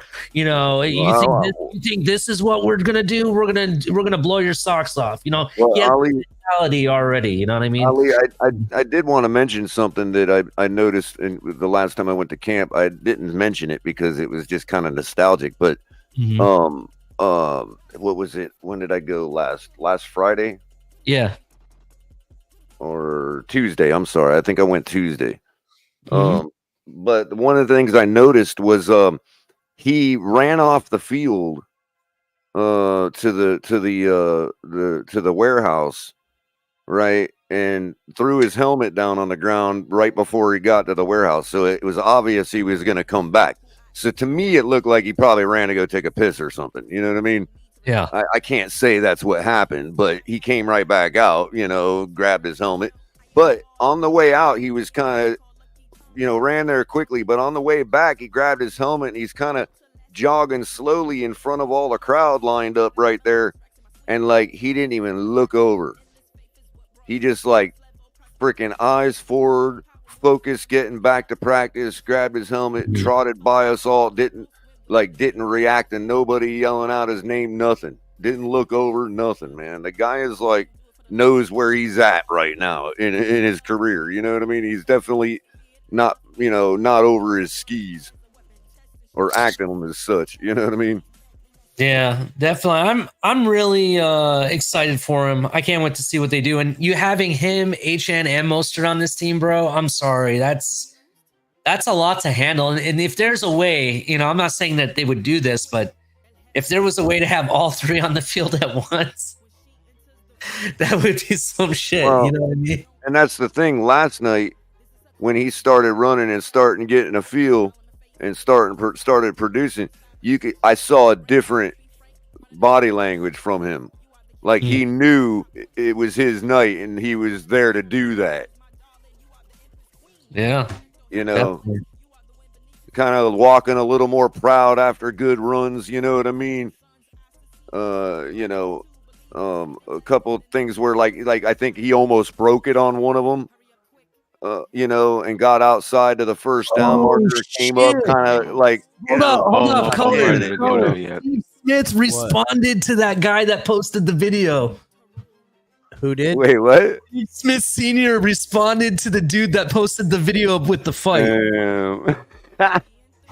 He said, "Hey, Ryan Evans, ESPN. Not all people, especially black people, with a hat look alike, bro." Oh Jesus! Damn, they're going there. Damn. I mean, they have right. Cap. Yeah, Wow. Yeah, Cap. Oh damn! I don't give a fuck what you say. That other guy was Suge Knight. That was Suge Knight. I don't care what. Oh man! That might not have been Steve Smith, but that was Suge Knight that was punching the Steve Smith lookalike contest winner of 2024. Knock the fuck out, dude. Just let's be honest. The Steve Smith contest winner of 2024, which is why there was a valid mistake, did get punched in the face by Suge Knight. I will say that. Oh man, that's I'll let y'all in on a little secret. You shave all white people's heads. We all look the same too. Not gonna lie. Nah, color. God damn it. Damn. Kind of a human trait. What about if? Never mind. I'm just gonna stop right there. Never mind. All right, last subject before I drop the link, because I told the audience I'd let them come up. Right? Oh shit. Rumors are flying out that Malik Neighbors is the real deal, and that he will prove that Cardinals made a mistake taking Marvin Harrison Jr. over him. How do you guys feel about that? I think that that might not be up to him or the other, because Kyler Murray's the Cardinals quarterback, and that might not be Marvin Harrison's fault. That's true. It's not a fair comparison, to be honest. You're absolutely right. But Daniel Jones sucks too. So I would say it might not be his fault either, right? Now, here's the thing. Either one of these two quarterbacks that seemingly the last 2 seasons have been nowhere but making money and laughing to the bank while they do dick all on the field, whether they're there or not, it doesn't even. Here's the thing. Both those quarterbacks, I can't remember them in any highlight of anything being done in the past 2 years. But 3 years ago, when they both were getting paid, it seemed like they were the talk of the town. Everybody was buying it, dining these fucking losers. I didn't like either one of them, and I stand on that ground that they're both still trash. The thing is, if both one or both do better, I will only attribute it to the wide receivers they have both drafted in their respective ball clubs. Kyler Murray was in MVP conversation 3 years ago. Oh man, well that was back when it actually. Hold on, what'd you say, Lou? I know he had one big catch in the game against Kansas City tonight. I was going to ask Ali, since he's by his camera, can you get Brian Thomas Jr.'s numbers in tonight's game? Oh, for which game? Kansas City? For the game today, Jacksonville versus Kansas City. I know he had one big catch for like 40-something yards. Let me bring up his numbers, because he was a wide receiver I actually kind of liked, to be honest. What about Xavier Worthy? What about Xavier Worthy for that game? Did he put up anything either? But let me check. While you're doing that, Ali, I just want to say real quick about Kyler Murray. The thing about Marvin Harrison that allows the Cardinals to do now is play the whole gimmick of the Russell Wilson type Kyler Murray gimmick of roll out of the pocket and just bomb it to Marvin Harrison every 3 plays. You know what I mean? Right. If he's better than D-Hop, then he should be okay. Hold on, couple things here. First of all, Crypto, you made the comment that Kyler Murray was in the MVP conversation 3 years ago. Just to be fair, El Cap said he hasn't heard his name for a highlight in 2 years. So that was 3 years ago. That was the year that was the year he collapsed in the playoff game against the Rams. I literally said the last 2 years. I don't know if they've played or not because they've been terrible.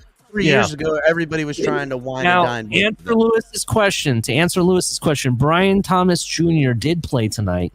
He had one reception for 41 yards, and he was only targeted twice. So just so you know that. Now, Xavier Worthy, on the other hand, did not play at all, but starters did play. Travis Kelce played. And so did Hollywood Brown. He played too.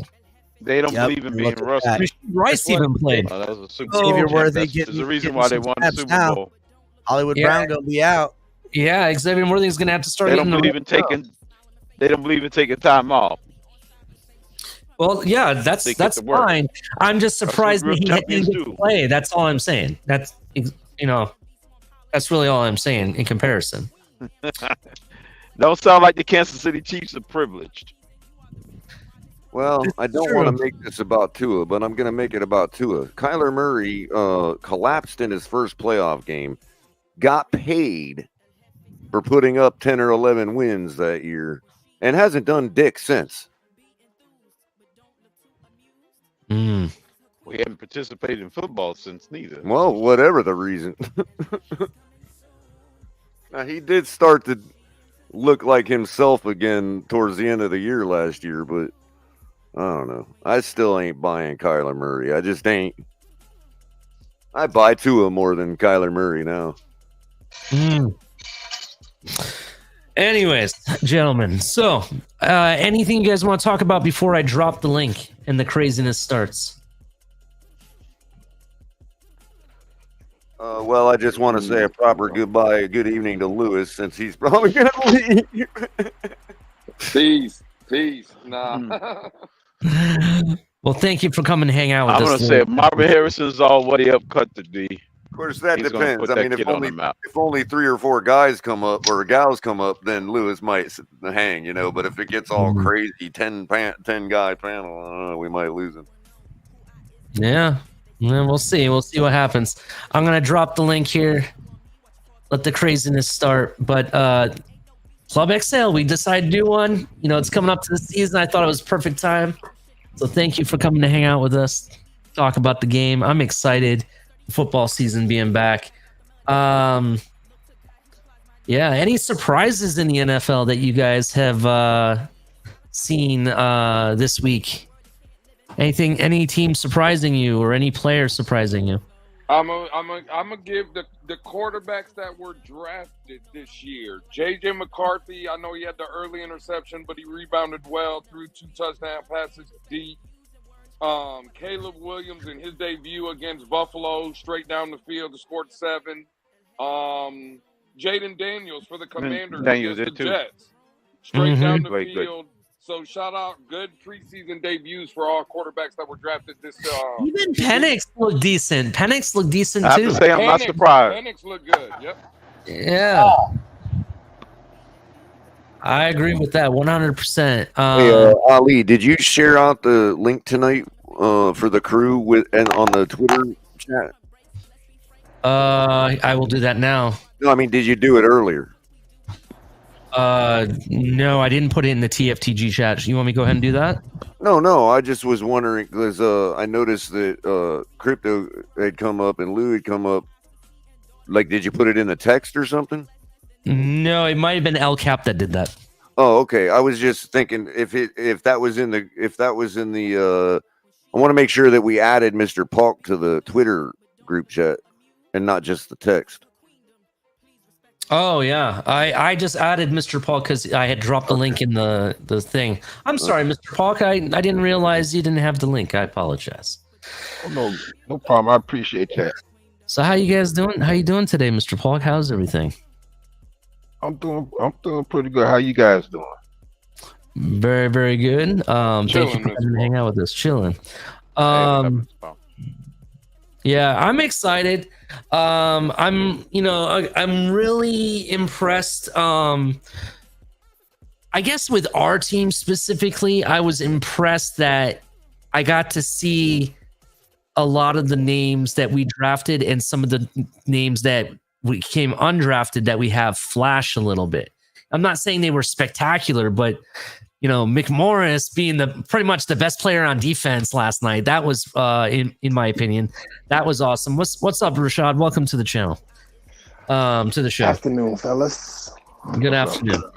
So I was excited for that. I'm really excited to see the defensive line grow and really see what we end up with there too. Like we saw Mac actually, have a big hit and some of the other players. So it'll be really interesting. So anyways, how's everybody else doing? What do you guys, who do we have next? We have Commanders next, right? Yeah. I think we play them Saturday coming up. That'll be an interesting game, to be honest. Dan Quinn, has a tight ship, bro. He's gonna make sure that defense is good for us. I will not be able to attend next week's game, so if anybody needs tickets, just let me know. You have preseason tickets to the Washington Commanders game? Mm-hmm. Shit. Yeah, they were part of my season ticket package. That's bullshit. They only gave me the Falcons game. That was it. They just gave them to me. Oh, that's funny. Well, if you want them, let me know. We'll talk backstage, bro. We'll talk. Technically a bonus. I mean, you could argue that they were free. I'm sure that the cost is wrapped up somewhere, but given the fact that last night's game had tickets going for $9, I'd say that they're effectively free. It's true. It's true. Anybody Man, catch any other games today?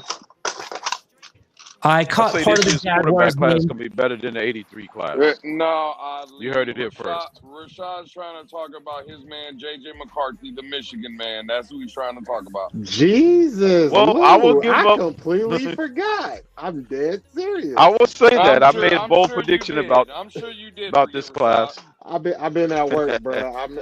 I missed the Olympic celebration and everything. I'm still at work. Hey, USA won the gold for basketball. That was nice. He's got a good receiver to do it. Rashad, J.J. McCarthy threw an early interception, but he rebounded nicely with a couple good throws, man, down the field. So I seen a couple of them. They trying to stretch the field, these rookies. I like the fact that coaches feel the early confidence in them. Oh, I know who I want. You know who we didn't praise last night? I can't believe we forgot to talk about this guy.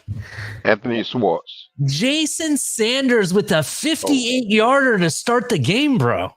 58 yards. Tied this long. You talking about Money Man Sanders? Yeah, Money Man Sanders last night. I know he missed one, but the fact he hit that 58-yarder, holy shit. I was like, damn. Right to start the game.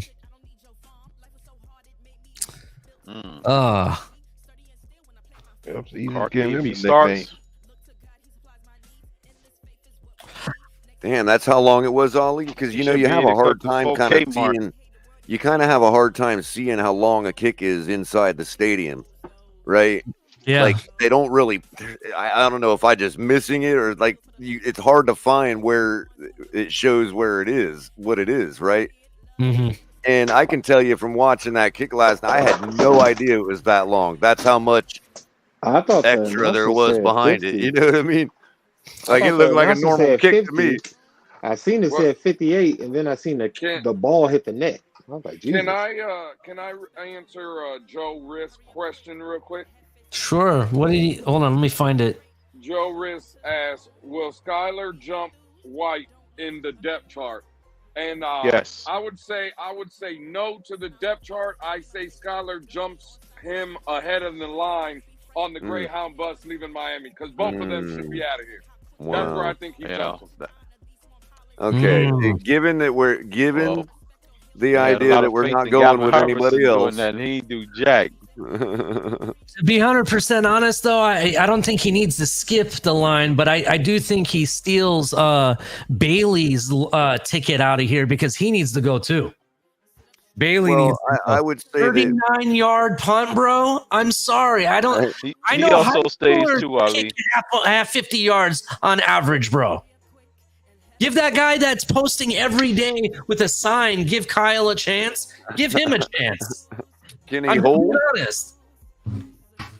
Go ahead. I'm sorry, caller. I didn't mean to go on a rant. Can he hold? No. Can he hold? I mean, we cannot forget that factor.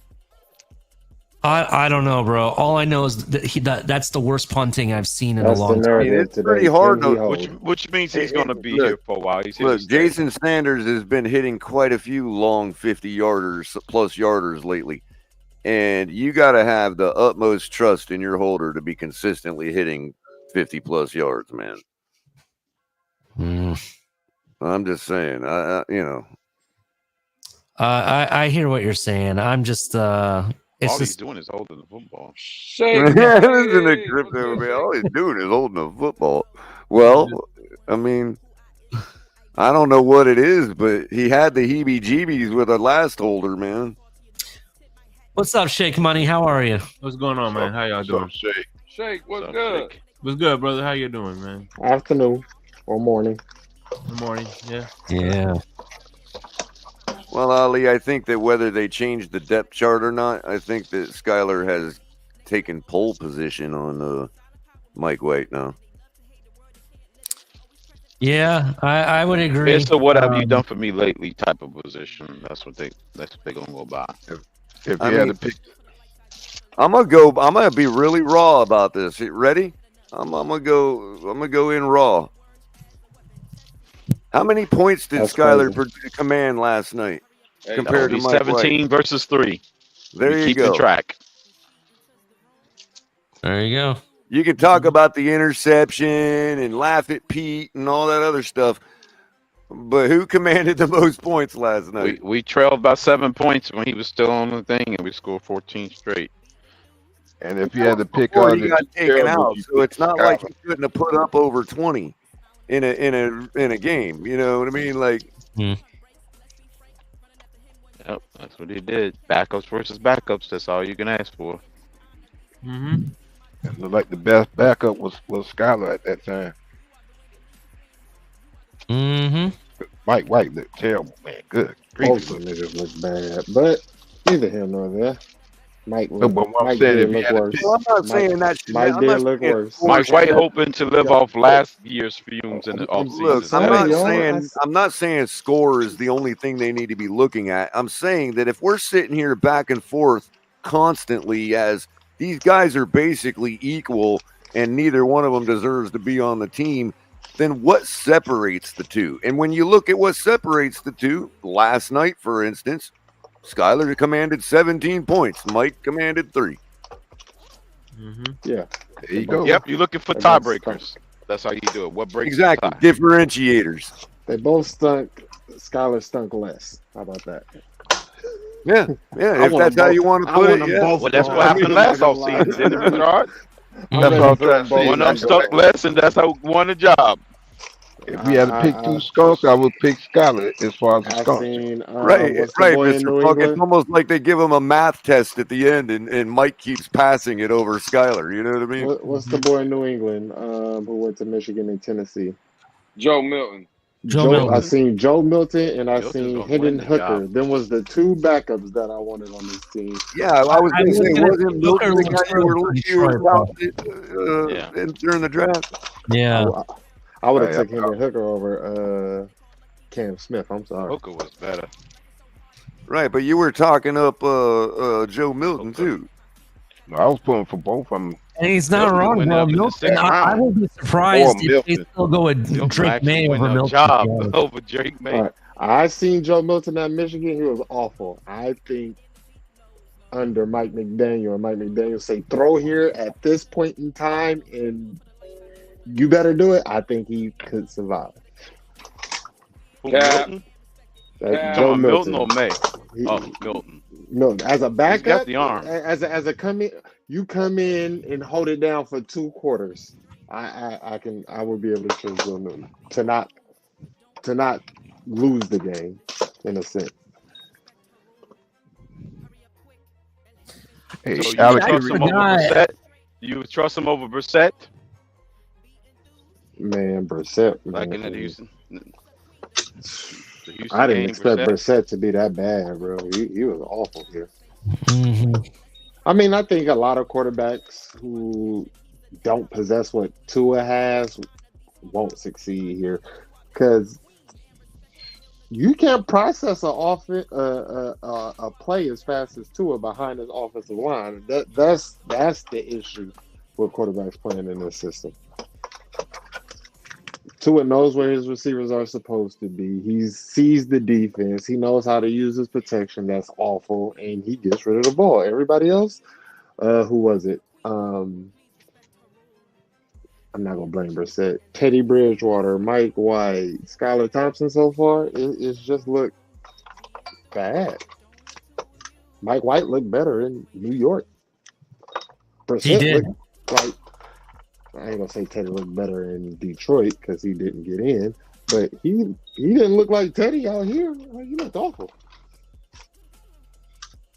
Mm. Looked like Teddy no gloves. He fucking ass.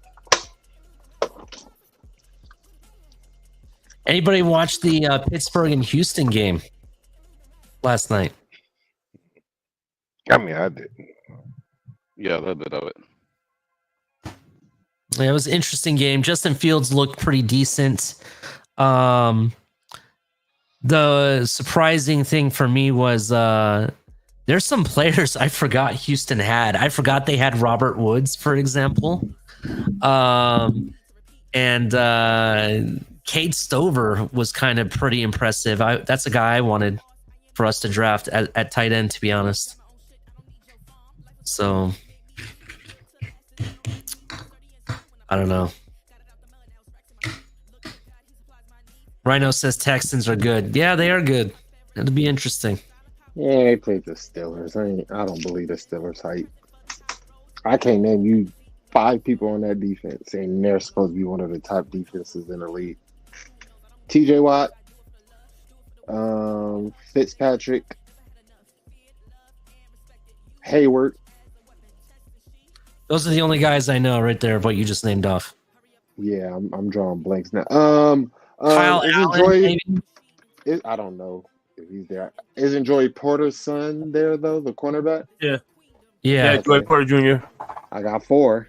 Yeah. Hey, listen, And listen. I got the one name that trumps all of them. Mike Tomlin. There you go.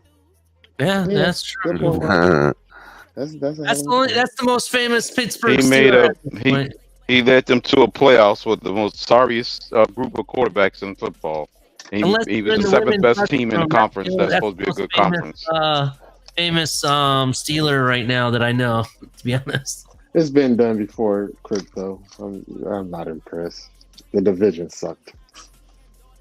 The division? You mean with the division was the best division in football? Browns, Bengals, and yeah, division sucked. Good lord, bro. Yeah, division sucked. Everybody was hurt outside of Lamar Jackson. Like, kind of like and our division wouldn't suck. Yeah, our division was the best.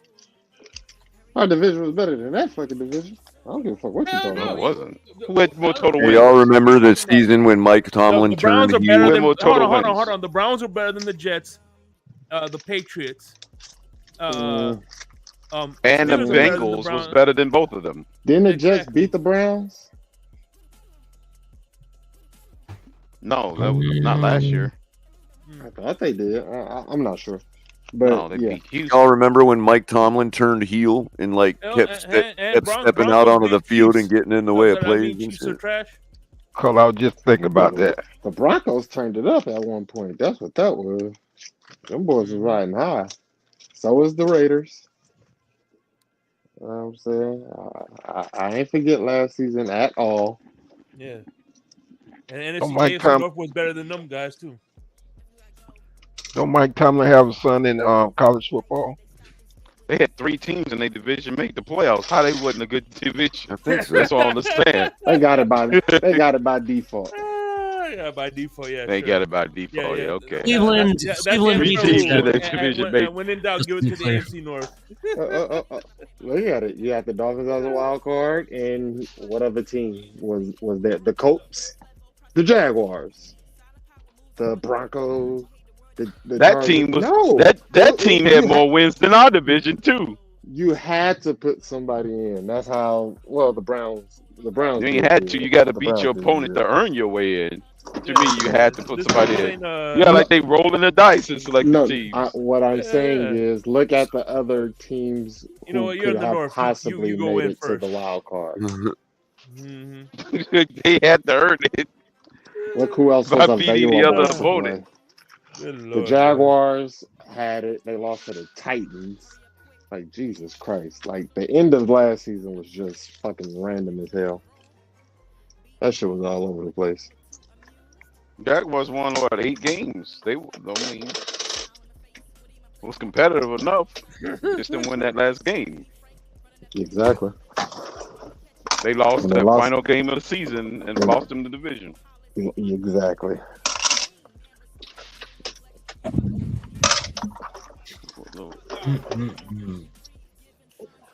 Mr. Pope, you going to the game? You couldn't beat the Titans. So I got a question for y'all real quick. What was that, Crypto?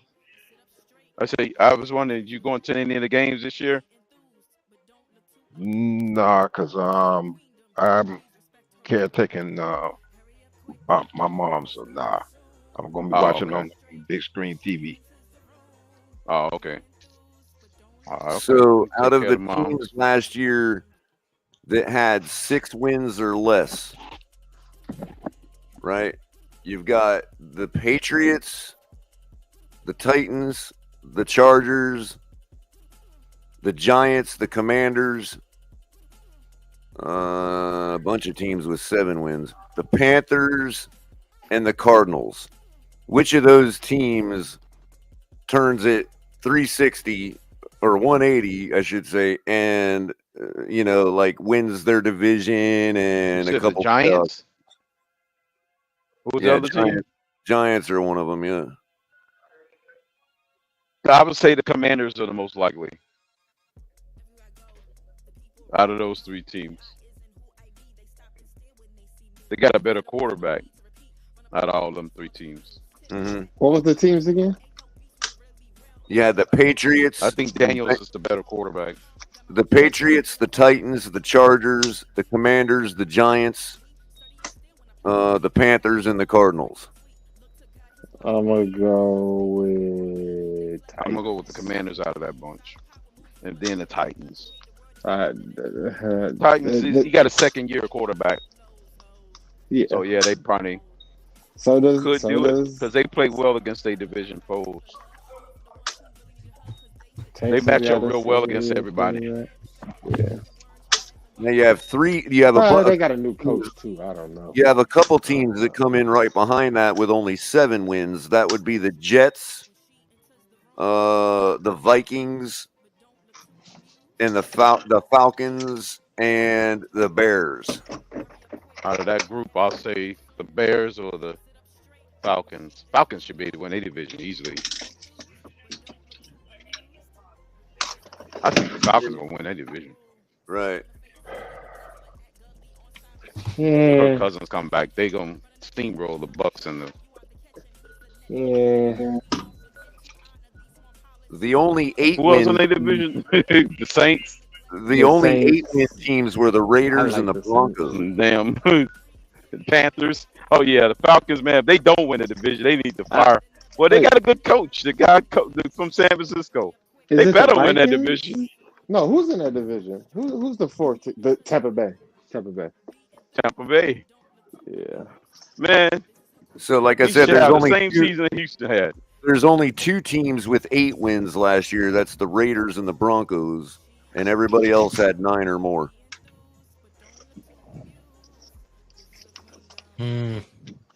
Raiders, they new second-year head Oh, coach. a bunch of 9 and 8 teams last year. The Raiders got most likely to turn around. Raiders have a culture now. They can beat the Chiefs at least one. They could split with the Chiefs. I think they could beat the Chargers once, and they could beat the Broncos. Now, you also got the Broncos without the weight of Russell Wilson on Sean Payton anymore. All right. Aiden O'Connell to the rescue with that new quarterback, tight end, Bowers. They got Bowers and what's it go? I forgot. Yeah. Now, so they should be able to win 8 games this year. Let's go the reverse.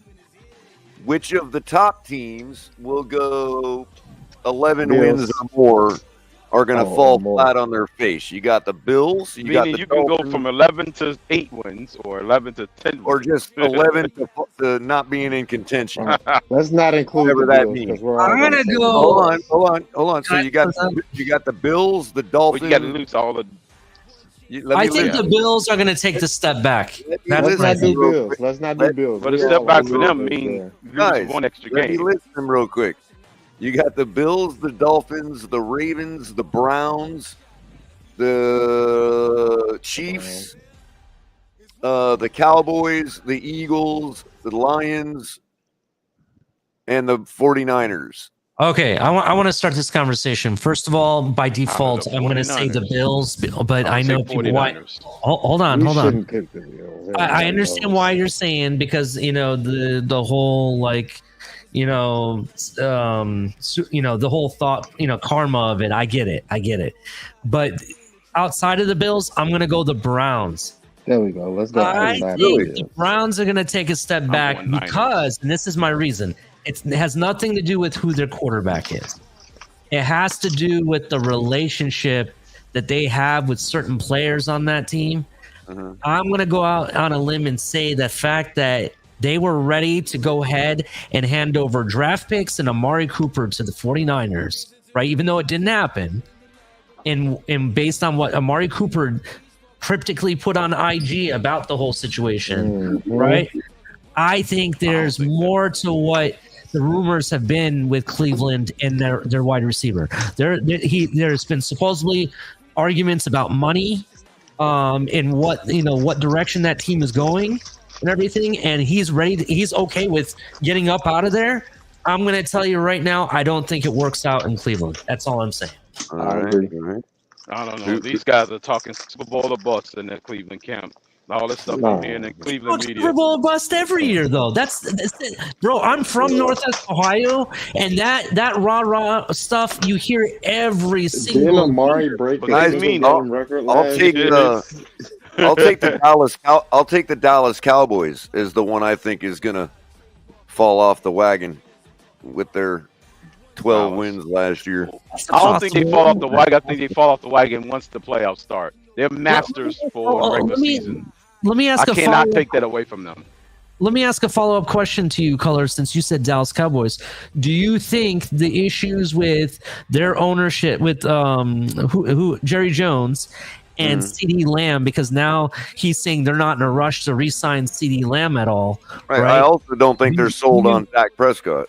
Well, what I'm asking you is, do you think that's going to cause some of the problems outside of Dak Prescott? Because I don't couple that with Dak Prescott, and I'd say yes. Otherwise, it hasn't shown problems before. I mean, Dak has been shown to be able to use other guys and whatnot. But yeah, I guess it would probably be any distraction. Yeah, I just think that CeeDee Lamb is good. I really think I do. Right. I'm a CeeDee Lamb believer, and I think he carries that team at certain points. There is a reason that they chose him over Cedric Wilson. This is true, but my point is that I think CeeDee Lamb kind of carries back in certain ways, and the fact that you're not willing to put up the money for CeeDee Lamb, but you're also putting Dak Prescott's money on hold or whatever. I personally think that they don't really know what they're doing over there. That's all I'm saying. Right now, really quickly, the next group are the teams that are right on the edge last year that got 10 wins. And are poised to take another step because their rosters look good and they're at the beginning of their build period or whatever. You got the Houston Texans. You got who else had 10 wins? You have the Houston Texans and the Los Angeles Rams are the only two teams with 10 wins last year. And the Pittsburgh Steelers. I'm sorry. So the Steelers, the Rams, and the Texans. I got the Rams taking Texans back. I'm sorry. Rams, I think 2 teams taking a step up, 1 team staying the same. Steelers take us out on that running back. Puka Nakua's already hurt. Puka Nakua. Now he ain't hurt for the whole season though, is he? No. He'll be back. I think he'll be back for the start, but with their luck with receivers and injuries, I'm very superstitious. I'm sorry. They got that little fast midget, so they should be fine. Right. Now, of course, not last but not least, not to be leaving them out, the 9-win teams last year happened to be the Bengals, the Jaguars, the Colts. There's a whole bunch of them. Let's see who else. It's a lot of parity in the league. I'm going the Bengals are taking it. The Packers, the Saints, the Buccaneers, and the Seahawks. I'm going to say the Bengals either stay the same or take a step back. And the reason for that is there's too many question marks today over there. You lost T. Higgins, right? Not T. Higgins. Who they lose? Boyd? Was it Boyd that they lost? He's a third receiver. And they also lost their Mixon, right? The guy with the best name in all of football, right? So now you have a question mark at running back. You have you're really putting the pressure on the 2 receivers that they do have, right? And you really haven't made any differences. That just makes them conventional offense. They're fine. I don't think they're fine, bro. I'm going to tell you that defense is also suspect as well. Mm-hmm. I'm just not sure we can underestimate the chemistry that seems to be developing between Burrow and a tight end like Gesicki. I think Gesicki, for all of his faults, is the type of tight end that is made for a quarterback like Joe Burrow. And I think that's why they're hitting it off so quickly. Right. He's going to be basically a replacement for Boyd. Right. Now, whether Gesicki comes through, I mean, we know he's got a good catch radius. You know, we know he can sort of quasi play like a receiver. You know, he just they should be able to compete in the division for the title. We'll see. We'll see. That may be their saving grace, Holly. That may be what they fall back on. Is that I still Joe think Burrow, to run away with that division, bro. I think they should just hand over the division win to the Ravens. Well, I mean, run away with. I still think the Ravens gonna win the division, but yeah, I don't think they can run away. Right, and I'm not trying to start a debate about Joe Burrow compared to Patrick Mahomes, but Joe Burrow at least thinks he's is good, and there's a lot of people that do think Joe Burrow is good. Right? Is just Joe Burrow is good. Don't get me wrong. I'm saying there is a vast, large number of football fans in and out of Cincinnati that think Joe Burrow is as good as Patrick Mahomes. What I'm saying, whether we agree or not, that's beside the point. What I'm trying to say he got the moxie. He got the moxie. Right, exactly. And what I'm trying to say is Mahomes literally went deep and won a Super Bowl with nothing but his tight end. Let me ask you this though. Let me ask you this: have they paid Jamar Chase yet? No, I don't know. Okay. Have they paid T. Higgins yet? I don't know. They haven't. They franchised T. Higgins. So my point is that when you have your two top receivers are both in a contract year, right? Are they really going to put their bodies on the line and go all out on a year that they know that they have to stay healthy to be paid? No, I'm just saying that Joe Burrow himself probably believes all he needs is a tight end like Gesicki. That's what I'm saying. I'm not saying that's the reality. I'm saying from Joe Burrow's perspective, what he thinks. I don't think Chase is holding out. Who said Chase is holding out? I didn't say he was holding out. That's not what I said. What I said was that Jamar Chase and T. Higgins may not put the full effort in, is what I was saying. My point is that when you have these types of issues go into the season, it can cause problems, right? And I'm not just saying that Joe Burrow isn't good enough, right? I just think that team has a little bit too much question marks for comfort. That's all I'm saying. On our team, you look at our team, we know we paid our receivers. We know who our running backs are. There's no question about it, right? The question marks we have are on different positions, but they're not as important than like Jamar Chase or T. Higgins' position, is what I'm trying to say. They might pay Higgins, but I think what's cause on his fourth year, they could pay him. I think Jamar Chase is going to be paid before T. Higgins. I think T. Higgins might be on his way out. Yeah. I guess, Ollie, what it really feels like is the Bengals are that type of team that if they are going to rely on that Burrow-Gesicki tandem, and let's say, you know, that's the kind of thing that can win you a lot of close games, get you kind of deep in the playoffs, you know what I mean? And, you know, if you are a guy like Burrow and things like that, I guess what it really is that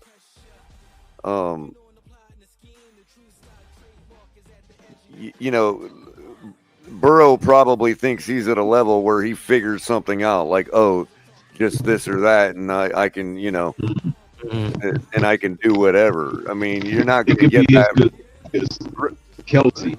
Right. And so what I was trying to say was they'll likely look on paper like they took a step back or whatever, but be doing a lot of damage on the way out because of the way Joe Burrow intends to play this year with Gesicki, you know. Yeah, and Craig Sebring, I agree. I think Chase stays for sure. Higgins is probably going bye-bye. Oh, yeah, they can't afford to let Chase go.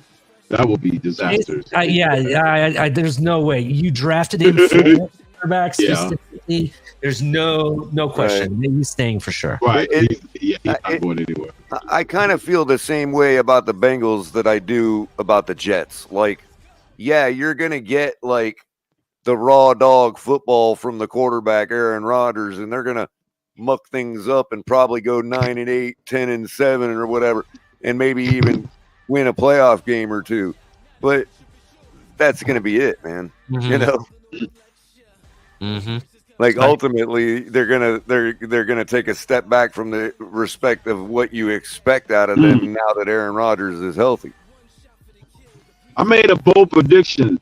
I say half the league is going 10-7, and the other half is going 7-10. That's my prediction. Well, there you go. I mean, you're gonna hit it pretty close within the margin of error with a prediction like that, Crypto. That's how I save the face, I mean, I could get close to everybody's prediction. All 32 teams I could be within one game. I do think that our division, the AFC East, is a race to 10 wins, and 11 wins the division.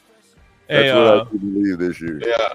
Remember, I have a prediction too. I have a prediction that 14 teams are going to make the playoffs, and one is going to win the Super Bowl. There you go.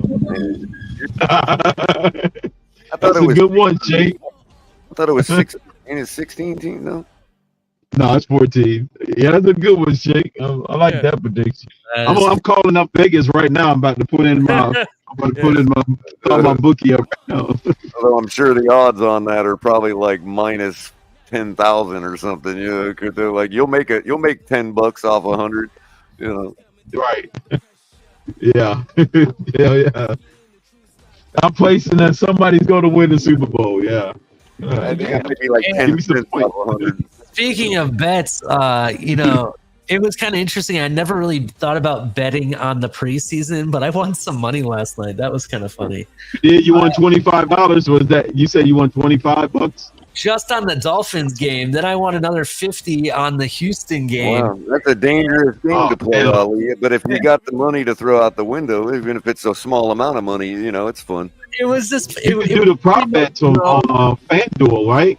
$5. $5 bets. I never thought about doing it and won some money. So Ali, especially if you're talking about prop bets, like does this so and so no name get more than 10 yards? And you're like, yeah, I'm pretty sure that team wants to take a look at that guy. You know what I mean? And probably going to give him the ball. It actually might be a little easier to pick out some prop bets in preseason. Yeah, it was kind of interesting. I actually that Detroit game threw me off, man. That Detroit New England game, I was like way behind on that one. Yeah. But everybody's starting like at these odd times: 1 o'clock, 3 o'clock, 4 o'clock on Thursday. I'm like, what the? You can't even keep up. It's been lately, man. It used to be like Friday nights, but now they've gotten really crazy with the start time. Yeah, these crazy start times. Who the hell playing football at this hour? Last night, yeah. Oh, by the way, I gotta tell the guys a story about last night. I left the game early. I wasn't intending to stay the whole game. Like I said, I was there to see Jaylen Wright. I saw what I needed to see, and I wasn't gonna. I got a long drive home, and I'm not gonna deal with getting home for a preseason game at midnight, right? So, anyway, I leave the game early, right? And for some reason, whoever, I don't know who's in control of controlling the traffic patterns, whether it's the stadium people order that up, or whether the Miami Gardens Police Department makes those decisions. I'm not really sure. But they blocked off certain routes that would have made it like really easy to get back to the turnpike. Let's say if you missed a turn or didn't realize you had to go a certain way, right? Given where you were parked at. And they blocked the stuff, which they normally do. But I don't understand why they went through all that for a game that probably didn't have more than 25,000 people at the stadium. Secondly, I mean, they're making the traffic routes as if there's 80,000 people about to walk out the stadium. I can actually maybe talk a little bit about that. Before you do, I just want to drive home the fallacy here, because not only did you have way less than full capacity, to deal with, so which suggests that you're thinking too hard if you make your traffic patterns the same way you do on Sunday afternoon in the regular season. First of all. Secondly, half the people were already trickling out after halftime. It's not like there was still 20,000 people left in the stadium in the fourth quarter. Yeah, But I they understand. closed down the whole system around the stadium as if, and I'm like, so from where I was parked, I missed the turn because I wasn't used to parking there. And so I couldn't make a quick UE to get back to 595 to hit the turnpike easy, right? But they had the entire front of the stadium blocked off 199th because they're expecting all the yellow parking on the northeast side to let out. This is an hour before the game ends. And I ended up spending 45 minutes to an hour trying to get back to the turnpike, driving all over Creation in Miami Gardens. With no sign saying, hey, this is the way you got to go because we've done this. Yeah, I definitely understand that. So what I would say is that, and just to give you a little bit of background, I'm part of my company's business continuity team, okay? And what we do is we do put certain things in place. And even though we know that there's not going to be as many people, let's say in your case, you said it's not an 80,000 packed stadium, it's maybe 20,000 people there, right? They're still going to do it as practice for when they do have the 80,000 people. Do you understand what I'm saying? They put it into play still to see how things turn out. And that might be fair, but an hour before the game lets out, bro? I understand. It's just like when we go to games, for example. I've been to a game where they didn't even allow people out of the parking lot. They had the gates to the parking lot locked until a certain time before they let people out of the parking lot. I've been to games like that.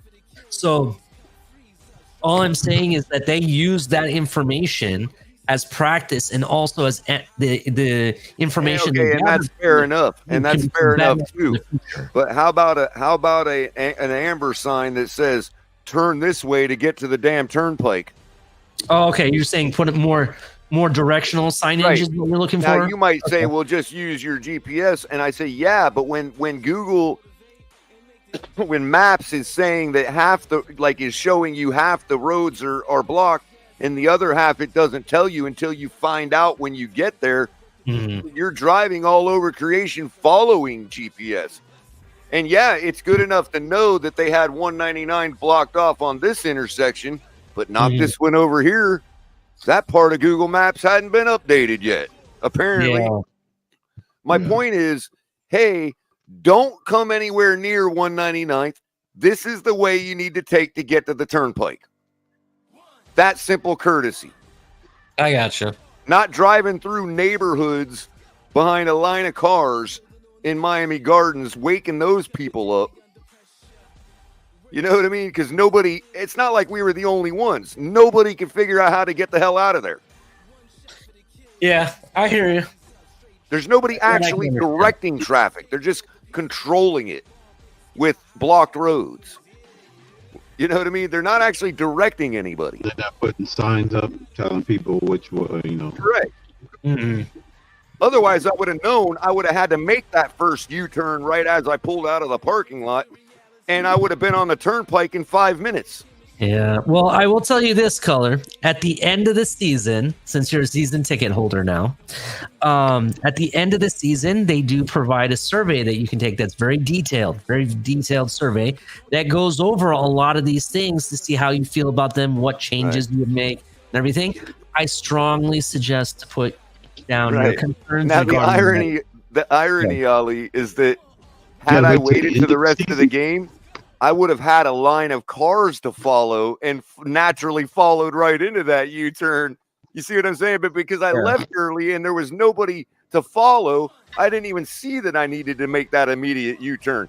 And I go down one block and they don't let you make a U-turn now. And it's like, why not? Yeah. I should have thought about it. I block down the road. I should have.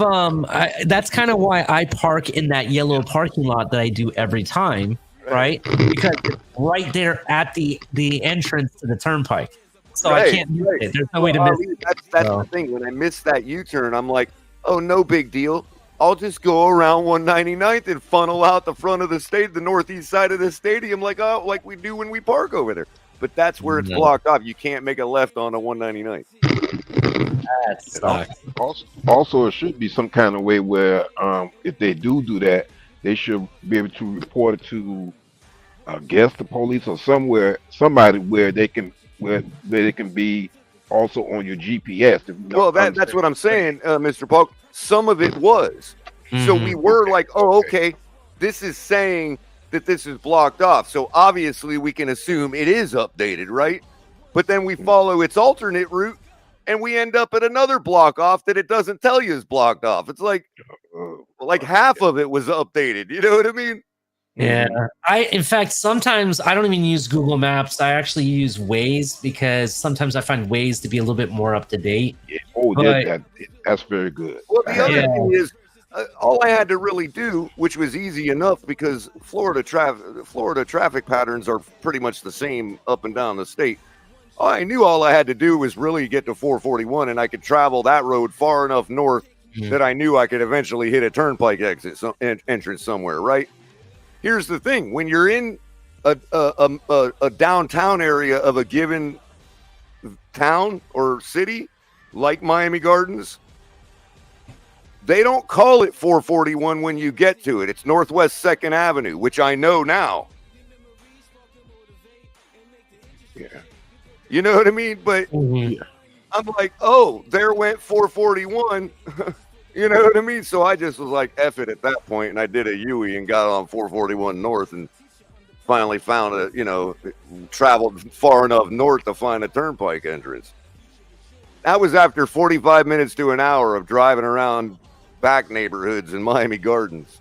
Yeah, and which, that's by the not way, are good. a lovely town, by the way. You know. Yeah, but Miami Gardens has kind of a high crime rate also. Well, high crime or no, I mean it's not like it wasn't like it was nice drive, good neighborhoods. It was just I didn't want to have to do it. Plus, it's like we're waking all these people up. There's like a line of cars going down this one little back, neighborhood road.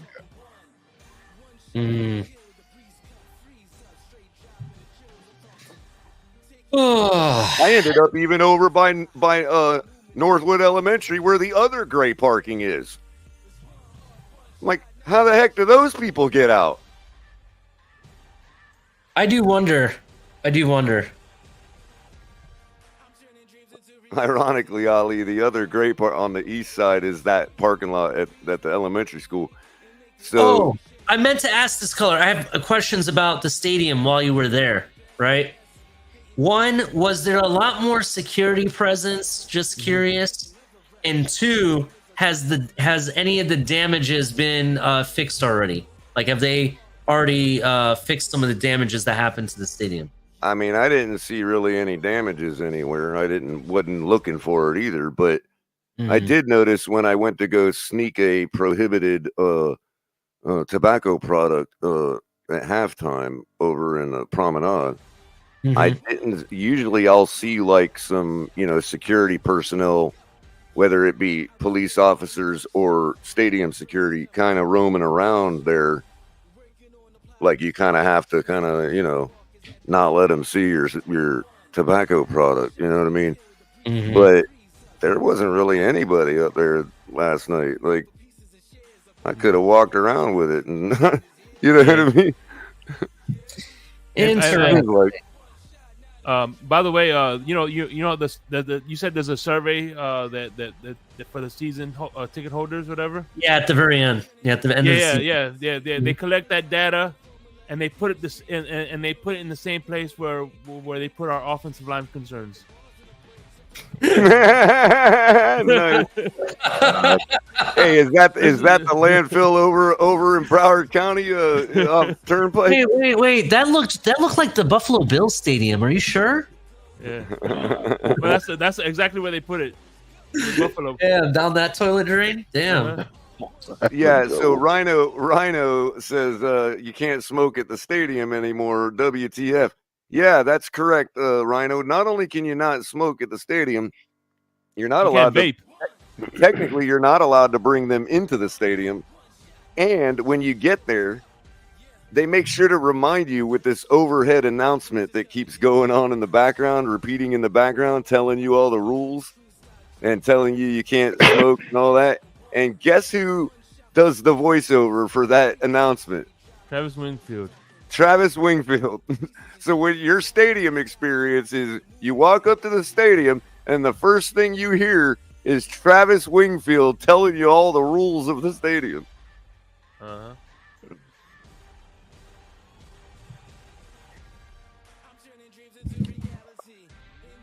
Yeah, a guy from Seattle starts his journalism career in Seattle doing Locked On Dolphins, gets hired by the Dolphins, moves his whole family to Miami, and is now like the PA announcer for the rules when you walk up to the stadium. Yeah. Pretty interesting career path for the guy. Kudos to him, I guess. You know, actually, I thought you were going to say, Shake, when you were talking about where they put our survey answers, I thought you were going to say it's going to be right next to the FU chicken or something like that. Have you guys ever had the FU chicken? No, I haven't had the pleasure yet. I wanted to know if it was good. That's why I was asking. Did they take out the Pollo Tropical? I couldn't find it last night, man. Oh, that would suck. You told me about that, and I was like, oh, man, I want to try that.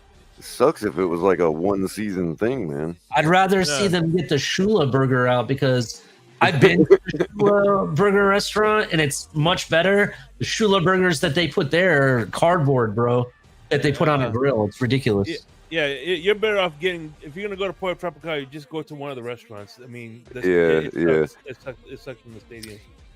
But it is nice, though, Shake, when you're trying to look for something that at least, even if it's cold, is kind of prepared right, because sometimes the stadium vending can be a little off. You know what I mean?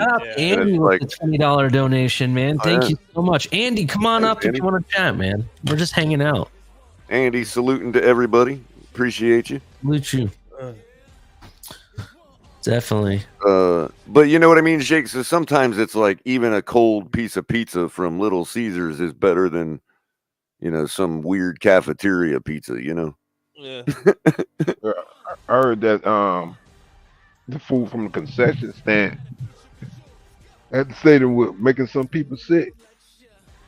Dolfreaky said that she had reported that she had gotten a couple ice creams that were she said stale, to be kind, I guess.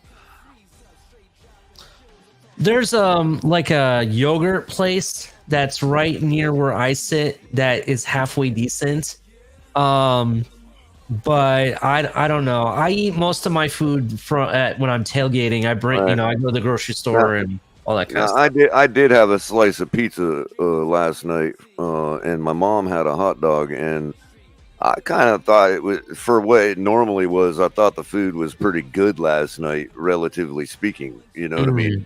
I don't really eat the stadium food a lot just because, like Ali, I try to fill up before I get there so I don't have to incur that cost. Yeah. But it's like you're eating at Outback. Right, exactly, Shake. Yeah.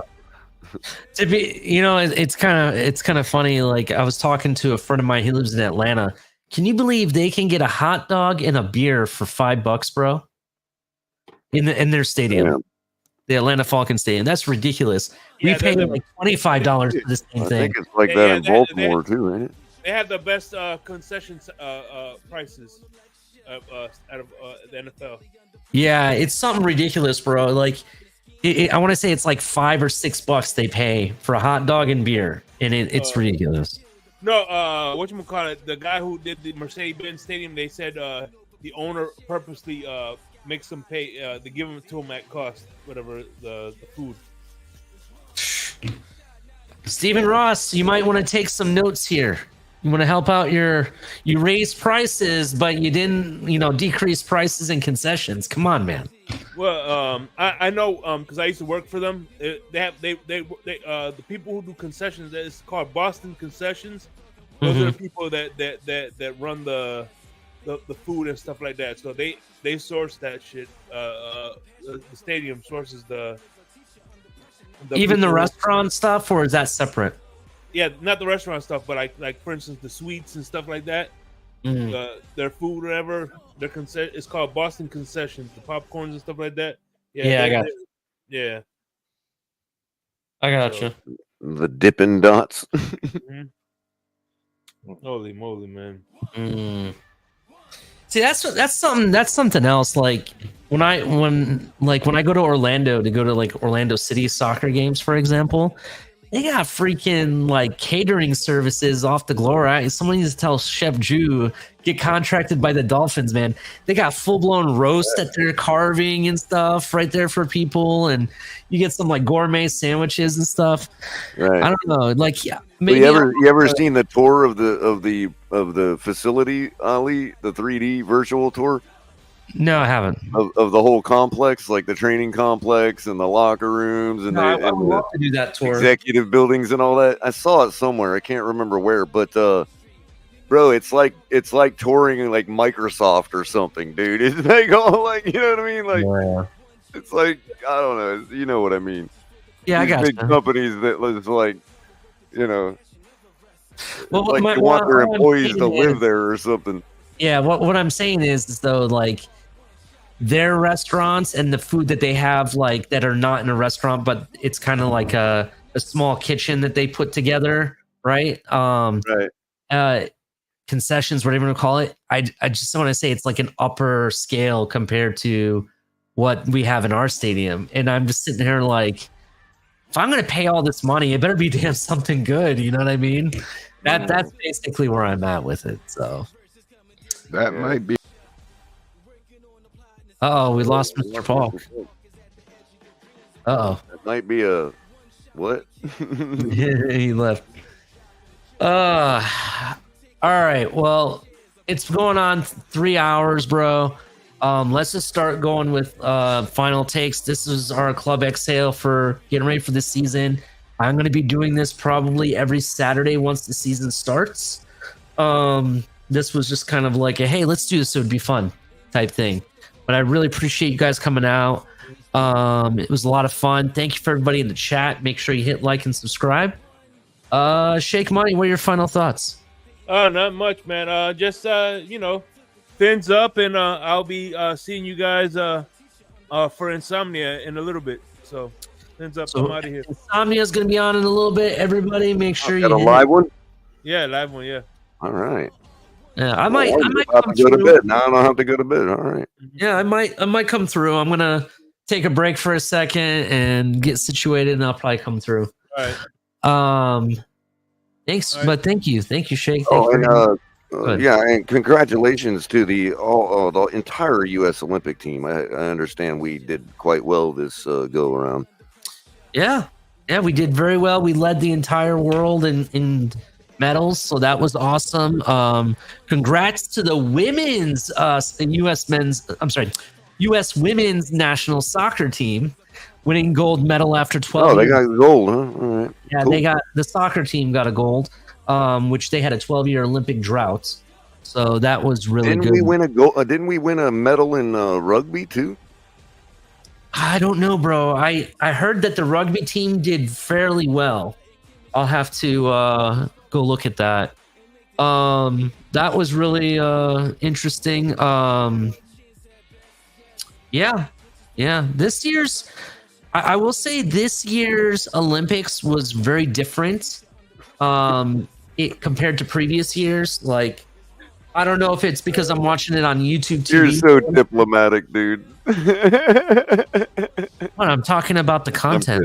Hold on. What I'm saying is that, like, I don't know if it's because I'm watching on YouTube TV or what, but I remember from previous years watching the Olympics, it was hard to see or watch like every sport. Like, it was really hard to catch it. Oh, right. The coverage is certainly much what I'm talking about. More comprehensive than it has been in the past. Yeah. Yeah. Like on YouTube TV, it's ridiculous. I could sit there and select any sport I wanted to actually watch it. It was like, no question. Well, it helped a little for the fact that France is only like, 5 or 6 hours ahead. Yeah. So it's not a case where, because of such a big difference in time when you talk about places like China or other places in Asia or whatever. And, so because they had to have events, which is effectively what would be overnight for us, a lot of that stuff was getting leaked online before the networks could show it. the next day, and make it look live to us, even though it was 12 hours behind because of the fact, you're right. So with it only being 5 or 6 hours ahead, it's a lot easier to cap that and really show everybody comprehensive coverage, because it's not like you had to stay up much past, 1, 2 in the morning before you're hitting the 8 o'clock games in the morning. You know what I mean? That are going on over there. If they're starting games at 8 to 10, that's only 1 or 2 in the morning over here that you got to stay up late, or they only got to keep it quiet for a couple hours, for you not to have to get it spoiled by leaking online and all that. Yeah, it was very interesting. Another part interesting to talk about coverage. Even the bloopers we got to see, you know what I mean? We didn't miss a single beat of the bloopers. Like there was the one guy, I forget what Asian country he was, but he was on the diving, and he did a belly flop, like really bad one. Like it hurt me just watching it. You know what I mean? It was also interesting to see breakdancing involved, and even there was some bloopers with that. It was like I heard a diver even clip the diving board, man. I'm like, when is that? That's what I heard. That's what I heard. But I'm like, when has that ever happened in the Olympics? Like the Olympics are supposed to be like the best in the world, and like we've spent at least for myself, I've spent my entire life waiting for one of those Olympic divers to clip a diving board, and it just never happened. And now apparently it did. That's what I heard anyway. I can't confirm it right this second, but yeah, it was. It was very, very. I feel like Tackleberry in Police Academy. It's like somebody clipped the diving board and I missed it. Yeah. After a lifetime of waiting for that to happen, you know damn well that you only watch diving because you want to see one of them clip the diving board. Come on, it's like NASCAR. Nobody, you know what I mean, wanting to see the crash. You know what I mean? Like, you want to see somebody clip the diving board. That's why y'all watch. Don't lie. You watch ice skating because you want to see them fall. You're like they're skating on a blade on ice and they're not falling. So what do you want to happen? What do you watch for? To see them fall. And they never do.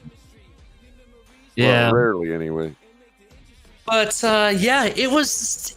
I want to say the coverage is kind of what kind of like led the Olympics, in my opinion, because like we even got to see highlights from sports that we wouldn't normally get to see, like breakdancing, to give you an example, but also like the shooting events. There was guys all I know is that famous because of it. You know what I mean? That like, gold medalist breakdancer obviously ain't never watched Beat Street. That's all I'm saying, man. I don't know who won the gold medal in that. I didn't actually see that, but I will say that there was this one guy that was one of the shooters, and like it became internet famous, and he wouldn't have been famous in previous years, just with internet and technology and how they are able to cover it so much. It was very impressive. All I know is that gold medalist breakdancer would have been laughed out of the club in Beat Street, man. That's all I'm saying. That's true. I've seen some of those memes. That's kind of funny. But yeah, thank you for coming hanging out, Color. I appreciate everybody. Make sure you hit like and subscribe. Turn on the notification bell. This is just a glimpse of some of the things that we're going to be doing this season. Club Exhale will be back every Saturday night on home game weeks. I will probably only make it about a 3-hour show. On away games, it'll be much longer. Obviously, I want everybody in the audience to partake and everything. So I'll be dropping the link a lot sooner than later for everybody. But yeah, make sure you hit like and subscribe. And I wish you guys all a great weekend. Oh, if you're looking for a good movie, I watched it today with my other half. Go check out Deadpool. Deadpool was very, very good.